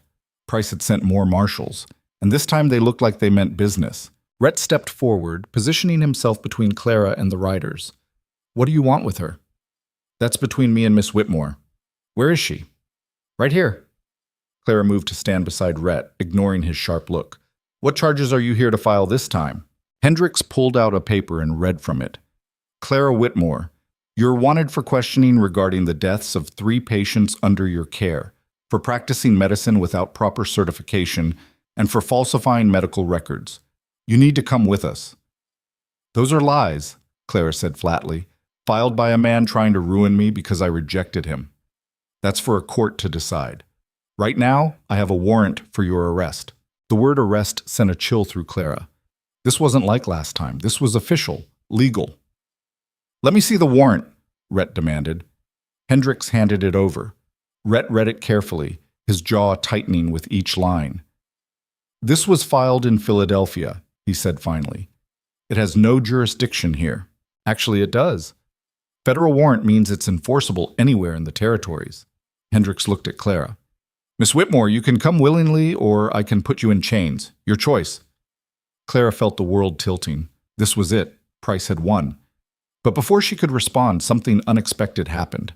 The ranch hands started gathering. Not just a few, all of them. 30 men forming a loose circle around Clara and Rhett, their expressions hard. She's not going anywhere, Cole said. Hendricks' hand went to his gun. That sounds like obstruction. That sounds like loyalty, Marcus said, stepping forward. Miss Clara saved half our lives. We're not letting you take her. Boys, I appreciate the sentiment, Hendricks said carefully. But this is the law. You interfere, you're all going to jail. Then I guess we're all going to jail, Tommy said. The tension crackled. 10 armed marshals against 30 cowboys who just declared they'd fight federal officers to protect their medic. It was insane. It was reckless. It was the most loyalty Clara had ever witnessed in her life. Rhett looked at the men, then at Hendricks, then at Clara. She saw him calculating odds, weighing options. All right, he said finally. Here's what's going to happen. You're going to give us 24 hours. Miss Whitmore will gather her defense, collect evidence, get testimony from people she's treated. Then she'll come willingly to face these charges in a proper hearing. Not dragged off like a criminal, but presenting her case like a citizen with rights. That's not how warrants work, Hendricks said. It's how this one is going to work. Because if you try to take her by force, you're going to have a bloodbath on your hands. And even if you win, the story of federal marshals gunning down cowboys to arrest a woman doctor is going to spread. Newspapers will pick it up. Politicians will ask questions. Is that really what you want? Hendricks stared at Rhett for a long moment. Then he looked at his men, at the cowboys, at the situation he'd walked into. 24 hours, he said finally. After that, she comes with us, willingly or otherwise. Agreed. The marshals rode out, and the yard erupted into chaos. Men talking over each other, trying to figure out what came next. But Clara barely heard any of it. She was too busy trying to understand what had just happened. 30 men had just offered to fight the law for her. Rhett had bought her time she didn't deserve. And in 24 hours, she was going to have to face Edmund Price in a courtroom and prove her innocence with evidence she didn't have. 24 hours wasn't enough time. Clara knew that the moment the marshals rode away. She needed weeks to gather evidence, to build a defense, to find witnesses who could testify to her competence. Instead, she had one day. Inside, Rhett said quietly. We need to talk. Clara followed him into his office. Martha was already there, along with Cole and Marcus. The door closed behind them, shutting out the chaos in the yard. All right, Rhett said, leaning against his desk. What do we actually have? Clara's mind was racing too fast to think clearly. I don't know. Medical records, maybe. Except I don't have any. Everything I did in Philadelphia is back in Philadelphia, and Price probably destroyed anything that would help me. What about here? Martha asked. You've been treating people for months. That has to count for something. It proves I can do the work. It doesn't prove I didn't kill patients back east. Then we prove Price is lying, Marcus said. We prove he's got a reason to want you destroyed. Clara shook her head. It's my word against his. A disgraced woman against a respected physician. Who do you think people will believe? The room fell silent. They all knew the answer. There has to be something, Cole said. Some way to fight this. Clara wanted to believe that. Wanted to think that truth and justice would prevail if she just tried hard enough. But she'd learned the hard way that the world didn't work like that. Powerful men destroyed vulnerable women all the time, and the law usually helped them do it. I could run, she said quietly. No. Rhett's voice was sharp. Running makes you look guilty. I already look guilty. That's the whole point of what Price is doing. Then we change the narrative. Rhett pushed away from the desk. We hold a hearing here. Tomorrow. In town. We invite everyone who's seen your work. We let them testify. We make Price defend his accusations in front of people who know the truth. That's not how federal warrants work, Clara said. I don't care how they're supposed to work. This is Montana territory, not Philadelphia. We do things differently out here. Martha was nodding. The town respects you, Rhett. If you call for a public hearing, people will come. And once they hear Clara's side of the story, it won't matter, Clara interrupted. Price has legal documents, official charges. I have, what? Cowboys who'll say I stitched them up? That's not going to be enough. Maybe not, Rhett said. But it's what we've got, so we use it. Clara looked around the room at these people who barely knew her but were willing to fight for her anyway. It was overwhelming and humbling and terrifying all at once. Why are you doing this? She asked. All of you. You don't owe me anything. You saved my son's life, Cole said quietly. When Tommy cut his hand, you treated him like he mattered. Not many doctors would do that for a ranch hand. You saved Michael, Marcus added. Everyone said he'd die or lose the leg. But you wouldn't give up on him. That means something. It means you're one of us now, Martha said simply. And we protect our own. Clara felt tears threatening again and pushed them back. She couldn't afford to fall apart. Not now. All right, she said, straightening her spine. If we're doing this, we do it right. I need to write down everything that happened in Philadelphia. Every detail, every witness, every piece of evidence Price might use against me. And then I need to figure out how to counter it. We'll help, Rhett said. Whatever you need. They spent the rest of the day preparing.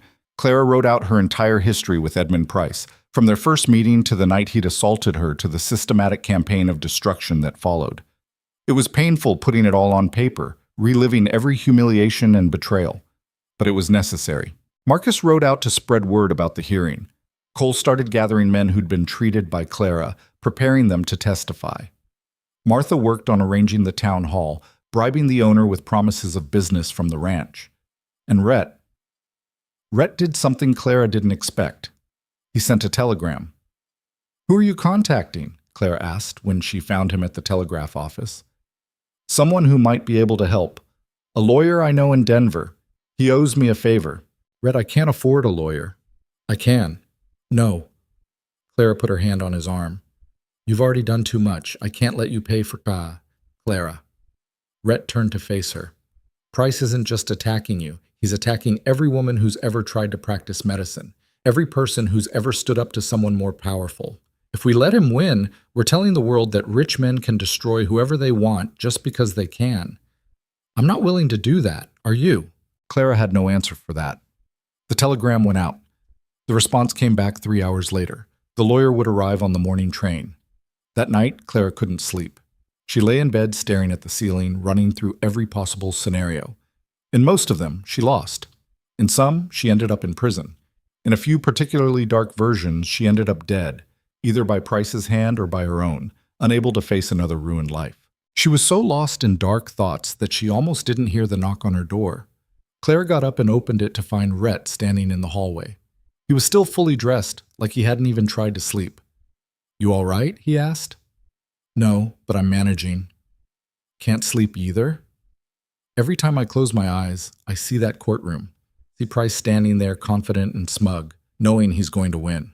Rhett leaned against the door frame. You want some company? Just talking? Nothing? I just thought you might not want to be alone. Clara should have said no, should have maintained proper boundaries, but she was tired of being alone, tired of pretending she was strong enough to handle everything by herself. Come in, she said. They sat in her room, Rhett in the chair by the window, Clara on the bed, and talked. Not about the hearing or the charges, about everything else. About Rhett's brother and how he died. About the ranch and how Rhett had built it from nothing after his father drank himself to death. About the weight of responsibility and the fear of failing people who depended on you. I thought I was done losing people, Rhett said quietly. After my brother died, I told myself I'd never care about anyone enough to hurt like that again. And for 5 years, I kept that promise. I ran the ranch. I made money. I survived. That was enough. What changed? Clara asked. Rhett looked at her for a long moment. You did. The words hung in the air between them, heavy with meaning Clara wasn't sure she was ready to acknowledge. Rhett. I know. Wrong time, wrong situation. You've got enough to deal with without me complicating things. He stood up. I should go. Wait. Clara stood too. It's not that I don't... if circumstances were different, but they're not different. And tomorrow you're going to walk into that hearing and fight for your life. That's what matters right now. He was right. Clara knew he was right. But standing there in the darkness with Rhett looking at her like she was something precious and worth fighting for, she wanted to be selfish. Wanted to take what comfort she could before the world came crashing down again. Instead, she just said, "Thank you for everything. Even if this doesn't work, even if I end up, it's going to work. You can't know that. No, but I can believe it, and so can you." After he left, Clara lay back down and stared at the ceiling some more. But this time, the dark thoughts were tempered by something else, something that felt dangerously like hope. Morning came too fast. Clara dressed carefully in her best clothes, which weren't saying much, but they were clean and respectable. She pulled her hair back in a tight bun and tried to look like someone who belonged in a courtroom instead of someone who'd spent the last few months elbow-deep in ranch injuries. The lawyer arrived on the 8 o'clock train. His name was Thomas Brennan, and he was younger than Clara expected, maybe 40, with sharp eyes and the kind of confidence that came from winning fights most people thought were unwinnable. Mr. Callahan's telegram was dramatic, Brennan said as they walked toward the town hall. But after reviewing the charges against you, I understand why. This is a vendetta, not justice. Can you prove that? Clara asked. I can raise enough doubt to make it matter. The rest depends on you and what kind of witnesses we can produce. The town hall was already packed when they arrived. Cowboys from Iron Ridge filled half the seats. Townspeople Clara had treated filled more. The Homesteader family, the mother holding the little girl who'd survived pneumonia, sat near the front. Even some of the rival ranchers had shown up, curious about the woman who'd caused such a stir. Marshal Hendricks was there with his men, and in the front row, looking supremely confident, sat Edmund Price. Clara's stomach churned when she saw him. He'd cleaned up since his last visit, expensive suit pressed perfectly, beard trimmed, the picture of respectability.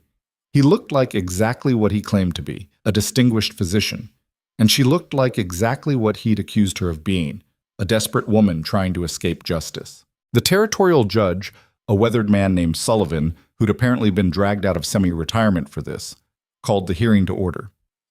This is highly irregular, Sullivan said, looking around the packed room. Federal warrants don't usually get contested in town halls, but Mr. Callahan made some compelling arguments about territorial rights and due process, and frankly, I'm curious to hear both sides. Dr. Price, you're the accuser. Present your case. Price stood, and Clara watched him transform into the man who'd fooled Philadelphia society for 30 years. Charming, authoritative, absolutely convincing. Your Honor, I come before you today with a heavy heart. Clara Whitmore was once my student, a promising young woman with genuine talent for medicine. But over time, I began to notice disturbing patterns, reckless decisions, dangerous procedures performed without proper supervision, patients who died under mysterious circumstances. He laid out his case methodically, pulled out medical records that supposedly showed Clara's negligence, testimony from other doctors claiming she'd been unstable and unprofessional, documentation of the child who'd died, the 2-year-old with pneumonia whose death had started Clara's exile. "I tried to help her," Price said, his voice dripping with false sympathy. "Tried to guide her back to proper medical practice. But Miss Whitmore responded with wild accusations. She claimed I'd assaulted her." He said the word like it was ridiculous. When that didn't gain her sympathy, she fled west to escape accountability. And now she's here, practicing medicine without proper certification, putting more lives at risk. It was a masterful performance. Even knowing it was all lies, Clara could see how convincing Price was, how easy it would be to believe him. When he finished, Judge Sullivan looked at Clara. "Miss Whitmore, you want to respond to these allegations?" Clara stood on shaking legs. Brennan had told her what to say, how to present her case. But standing there with everyone staring at her, all the prepared words fled her mind. "Everything Dr. Price just said is a lie," she began, and her voice cracked. She took a breath, started again. "Almost everything. It's true that I was his student. It's true that I worked under his supervision. And it's true that a child died under my care, a 2-year-old boy with pneumonia that was too advanced to treat. I did everything I could to save him. It wasn't enough. And I have to live with that for the rest of my life." She met Price's eyes across the room. "But everything else is a fabrication designed to destroy me because I rejected Dr. Price's advances. He cornered me in a supply room late at night. He grabbed me. He told me I owed him for everything he'd done for my career. When I fought back and reported him, he used his power and connections to systematically ruin my reputation, and now he's followed me across the country to finish the job." "That's a damned lie," Price said, standing up. "Sit down," Judge Sullivan snapped. "You'll get your chance to rebut. Miss Whitmore, continue." Clara pulled out the timeline she'd written. "I have documentation of everything that happened, dates, times, witnesses who saw the bruises on my wrist after he grabbed me, letters from colleagues who warned me that Price was dangerous. And I have testimony from dozens of people I've treated here in Montana, people who can speak to my competence as a physician. Testimony from cowboys and homesteaders," Price scoffed. "Hardly credible medical witnesses." "More credible than a man who assaults his students," Clara shot back. The room erupted, people shouting, Sullivan banging his gavel for order, Price's face turning red with rage. When the chaos finally settled, Brennan stood up. "Your Honor, if I may present witnesses?" "Go ahead." For the next 2 hours, people testified. Cole talked about Tommy's hand and how Clara had treated it perfectly. Marcus described Michael's injuries and how Clara had saved his life when any other doctor would have given up. The homesteader mother held up her healthy daughter and sobbed that Clara was the reason her baby still breathed. Even some of the town's more respectable citizens spoke up. The shopkeeper's wife whose infected wound Clara had treated. The banker who'd had a heart episode that Clara had recognized and managed. A rival rancher who grudgingly admitted that Clara had set his broken arm better than any doctor he'd seen in 20 years. Through it all, Price sat with a sneer on his face, dismissing every testimony as irrelevant. These weren't medical professionals. They didn't understand the complexity of proper medicine. They'd been fooled by a woman who knew just enough to be dangerous. Then Brennan did something Clara didn't expect. He called Edmund Price to testify. "Dr. Price, you've made serious accusations against Miss Whitmore. Let's examine them in detail." Brennan's voice was calm, almost friendly. "You claim she performed reckless procedures. Can you name a specific procedure and explain exactly what she did wrong?" Price rattled off technical terminology, describing surgeries and treatments in language designed to confuse laypeople. "Interesting," Brennan said, "because the medical textbook you yourself authored recommends exactly those procedures for exactly those conditions. So either your book is wrong or Miss Whitmore followed your own guidelines perfectly. Which is it?" Price's confidence wavered slightly. "The textbook provides general guidelines. The specific circumstances of each case required judgment calls that Miss Whitmore made appropriately." "I see." Brennan pulled out another document. "Let's talk about the child who died. You claim Miss Whitmore's negligence caused his death, but the hospital's own review board concluded she'd done everything possible and the child's pneumonia was simply too advanced. Do you disagree with your own hospital's findings?" "The board was Pressured to... Pressured by whom? Price didn't answer. Let me ask you something else, Dr. Price. In your 30-year career, how many patients have died under your care? That's not relevant. It's absolutely relevant. You're claiming Miss Whitmore is dangerous because one patient died. But death is part of medicine. Sometimes patients die despite our best efforts. So how many of your patients have died? I don't keep count. I do. Brennan pulled out more papers. I contacted the hospitals where you've worked. In 30 years, you've had 47 patients die under your direct care. Some from complications, some from infections, some from procedures that went wrong. Should we conclude that you're a dangerous, incompetent physician? Or should we conclude that medicine is difficult and death sometimes happens despite our best efforts? The room had gone completely silent. Price was sweating now, his composure cracking. Furthermore, Brennan continued, I have sworn statements from 3 nurses who worked with you in Philadelphia. All 3 describe a pattern of inappropriate behavior toward female students and staff. One of them was willing to testify in person, but she's afraid of retaliation from your powerful friends. Sound familiar, Dr. Price? This is outrageous. These women are lying. Are they? Or are you the liar? Are you the man who assaulted Miss Whitmore and then destroyed her career to protect yourself? Price stood up, his face purple with rage. I am a respected physician. I have dedicated my life to medicine. I will not be slandered by some frontier lawyer and a woman who what? Brennan's voice cut like a knife. Who dared to reject you? Who dared to report your assault? Who dared to survive despite everything you did to destroy her? The silence that followed was deafening. Judge Sullivan looked between Price and Clara for a long moment. Then he said, I've heard enough. I'm dismissing all charges against Clara Whitmore. The warrant is void. The courtroom exploded with noise. People cheering, shouting, some crying. Clara stood frozen, unable to process what had just happened. Furthermore, Sullivan continued, raising his voice over the chaos, I'm recommending that the Territorial Marshal investigate Dr. Edmund Price for perjury, assault, and abuse of the legal system. And I'm formally barring him from filing any further charges against Miss Whitmore without substantial new evidence reviewed by 3 independent physicians. Price's face went from purple to white. You can't do this. I have rights.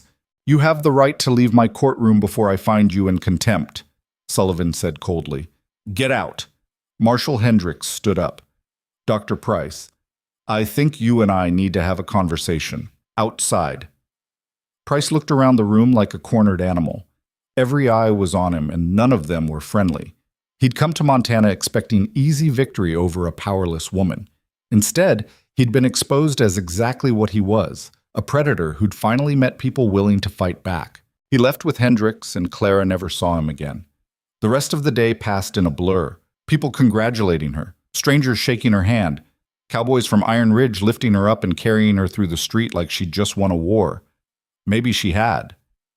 It wasn't until hours later, when the celebration had finally died down and Clara found herself alone on the ranch house porch, that everything hit her.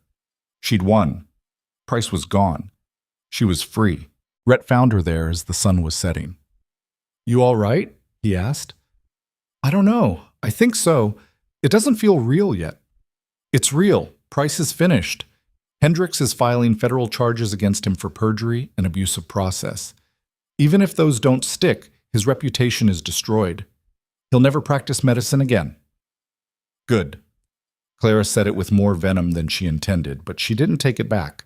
Price deserved everything that was coming to him. Rhett sat down beside her on the porch steps. So what happens now? What do you mean? You're free. You can go anywhere, do anything. You don't have to stay here anymore. Clara turned to look at him. Do you want me to leave? No. The word came out harder than Rhett probably intended. No, I don't want you to leave. But I want you to stay because you choose to, not because you have nowhere else to go. Clara thought about that. Thought about Philadelphia and everything she'd lost there. Thought about the frontier and everything she'd found here. Thought about the men who'd stood up for her, the lives she'd saved, the place she'd carved out for herself in a world that usually had no room for women like her. I choose to stay, she said. If the position's still open. It's open. It'll always be open. Rhett paused. but I need to be honest with you about something." Clara's stomach tightened. "What?" "I care about you more than I should.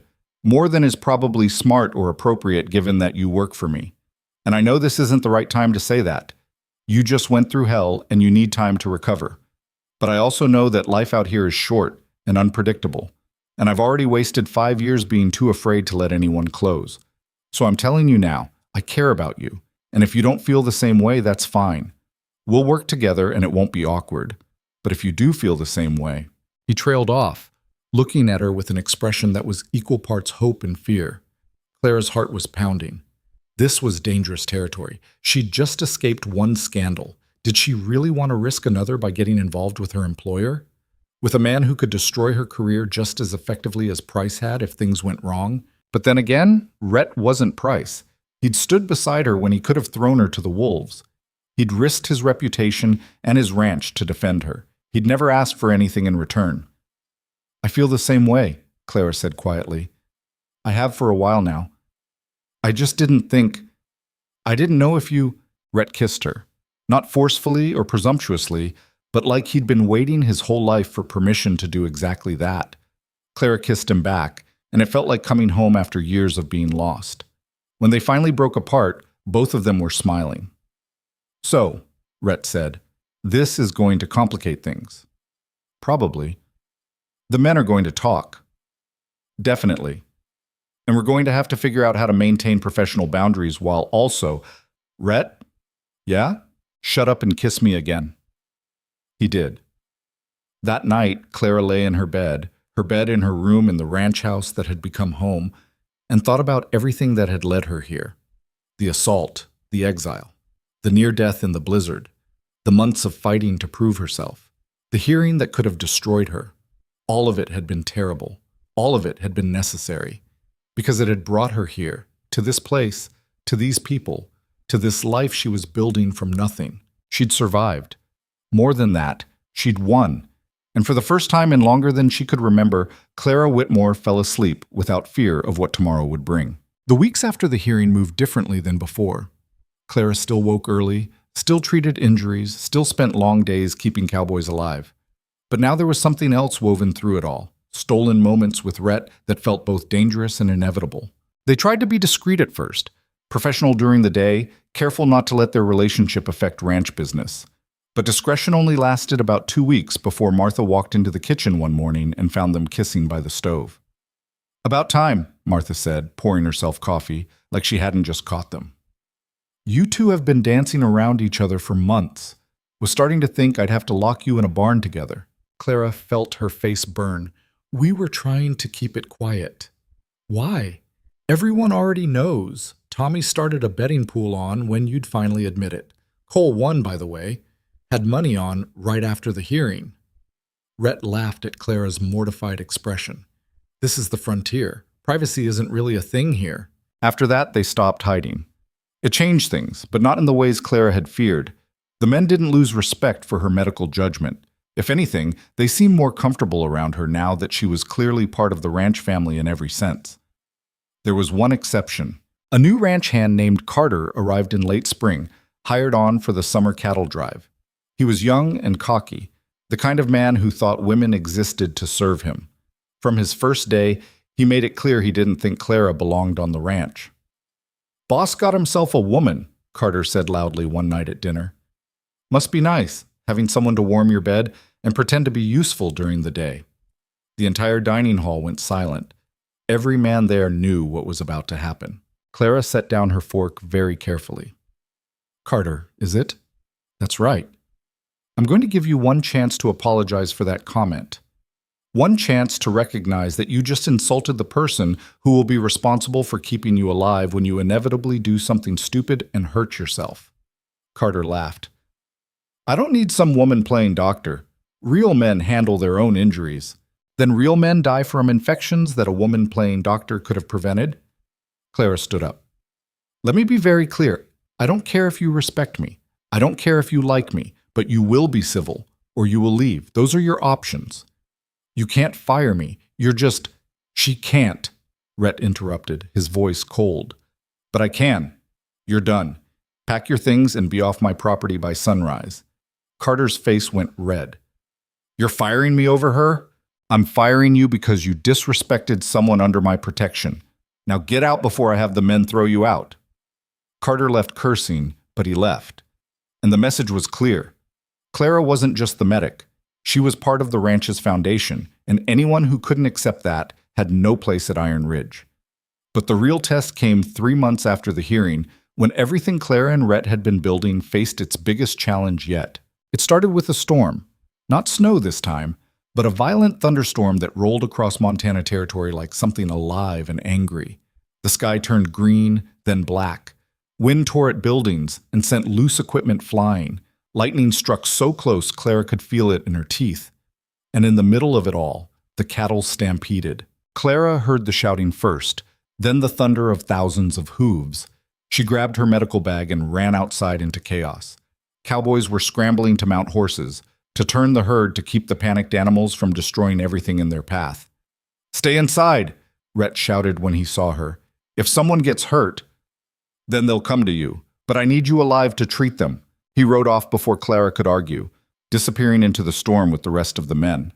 Clara stood on the porch and watched lightning illuminate the stampeding cattle, watched cowboys risk their lives to turn the herd, and felt completely helpless. The sound of the stampede faded gradually, moving away from the main buildings. But the storm continued for another hour, rain coming down in sheets that turned the yard into mud. When the first injured man appeared, Clara was ready. It was Marcus, his face covered in blood from a head wound. Got thrown when my horse spooked, he said. Landed on a rock. Clara cleaned the wound and stitched it quickly. Anyone else hurt? Don't know. Still getting head count. More men trickled in over the next hour. Cuts, bruises, one broken wrist, a dislocated shoulder. Clara treated them mechanically, part of her brain keeping track of who she'd seen and who she hadn't. Cole came in supporting Diego, whose leg was bent at a wrong angle. Broken femur. Clara set it as best she could and bound it with splints. Where's Rhett? She asked Cole. Still out there. Last I saw him, he was riding toward the ravine trying to turn the herd. Clara's stomach dropped. The ravine was a death trap in storms, steep sides, loose rocks, flooding water at the bottom. If the cattle had gone that direction, she pushed the thought away and kept working. More injuries, more stitches. A man with a punctured lung that required a procedure Clara had only read about but never performed. She did it anyway because the alternative was watching him drown in his own blood.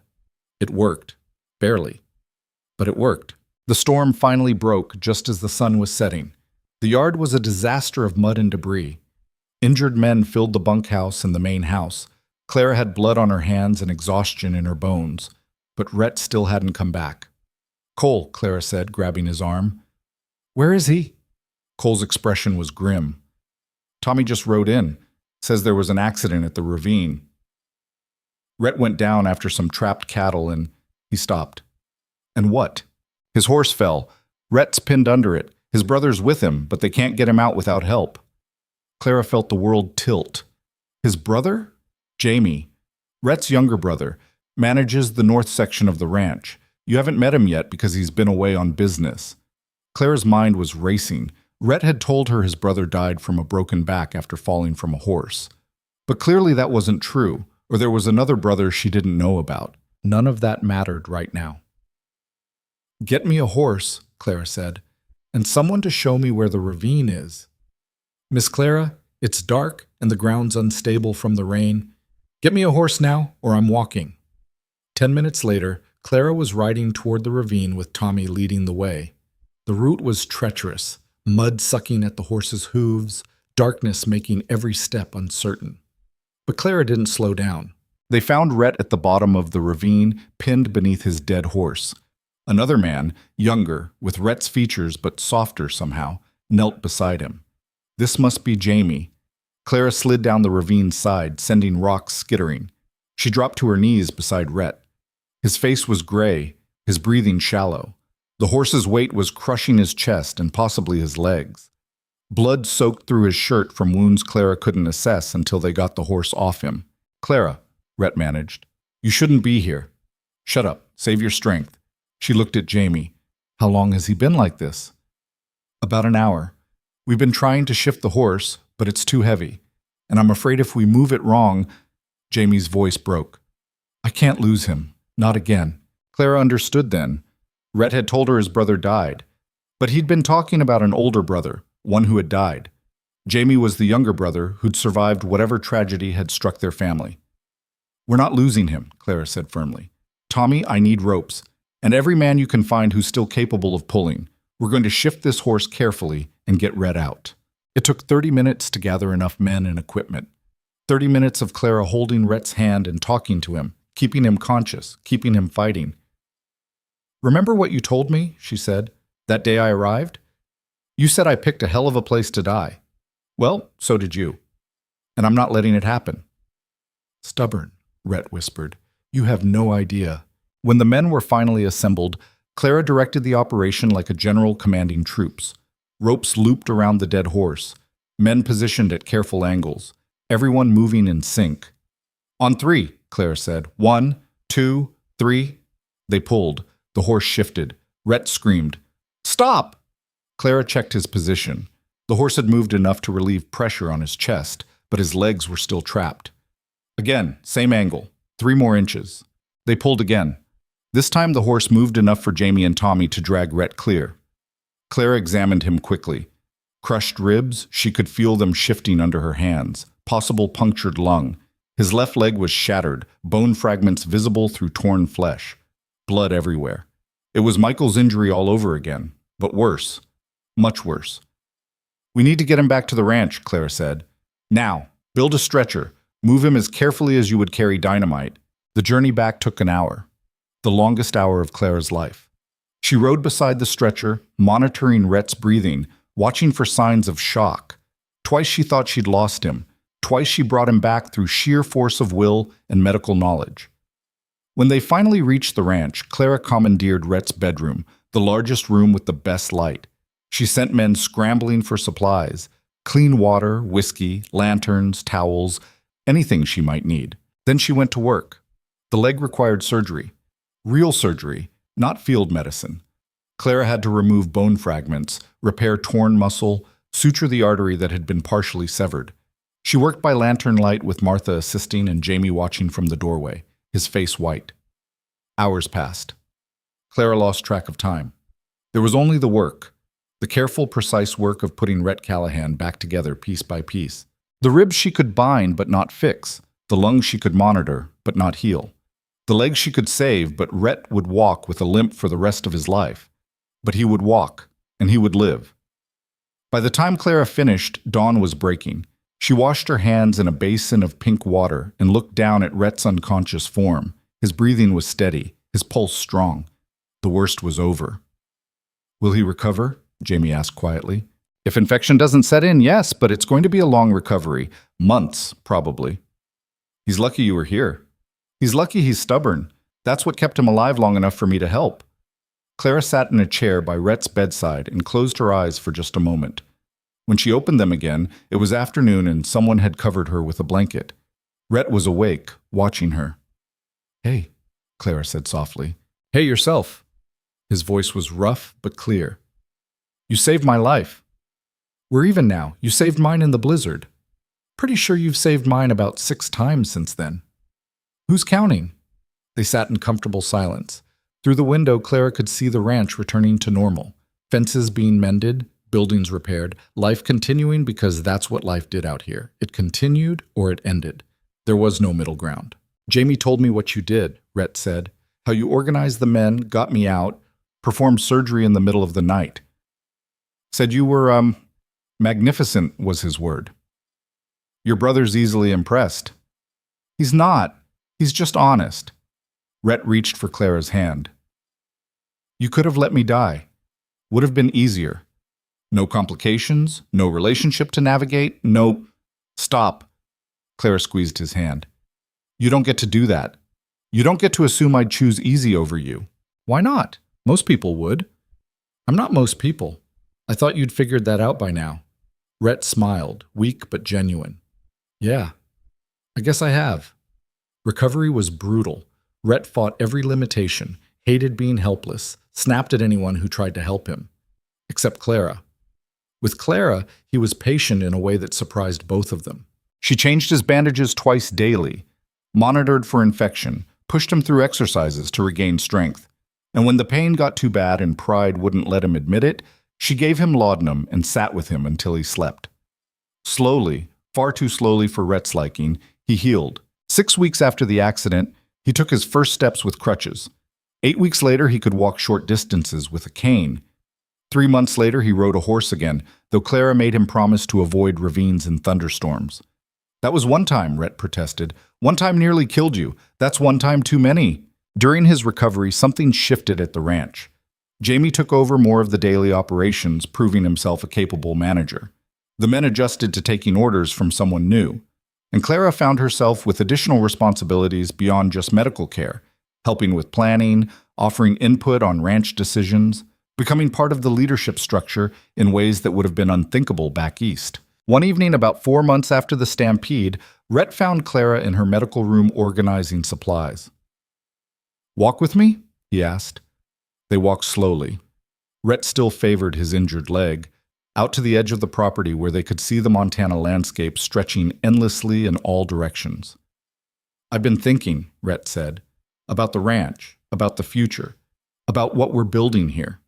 And I want to build something bigger, not just a cattle operation, but a real community, medical care for everyone who needs it, not just ranch hands, schools for families, protection for people the world forgot." He looked at Clara.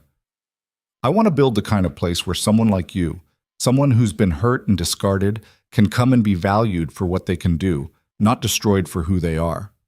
Clara felt tears threatening. "That's ambitious. Is it stupid?" "No. It's beautiful and terrifying and probably impossible." "Probably. But I'd like to try anyway. With you. If you're willing." Clara thought about everything that had led her here. The assault that had destroyed her first life. The blizzard that had nearly ended her second. The months of fighting to prove herself. The hearing where she'd faced down her demons and won. All of it had been preparation for this moment. For this question. For this choice. "I'm willing," she said. "On one condition." "What's that?" "You marry me first. Because I'm not building an empire with a man who might change his mind and leave me with nothing." Rhett stared at her. "Did you just propose to me?" "I believe I did. Is that a problem?" "No, it's just, most men do the proposing. Most men aren't worth proposing to. You are. So what's your answer?" Rhett laughed, deep and genuine and full of joy. "Yes. Obviously yes. But I get to propose properly later with a ring and a romantic speech and everything else you deserve. I don't need romantic speeches." "I know. But I want to give you one anyway." They married 3 weeks later in a ceremony that was part frontier practical and part something more meaningful. Judge Sullivan officiated, the same judge who'd dismissed the charges against Clara. Cowboys filled the yard. Townspeople came from miles around.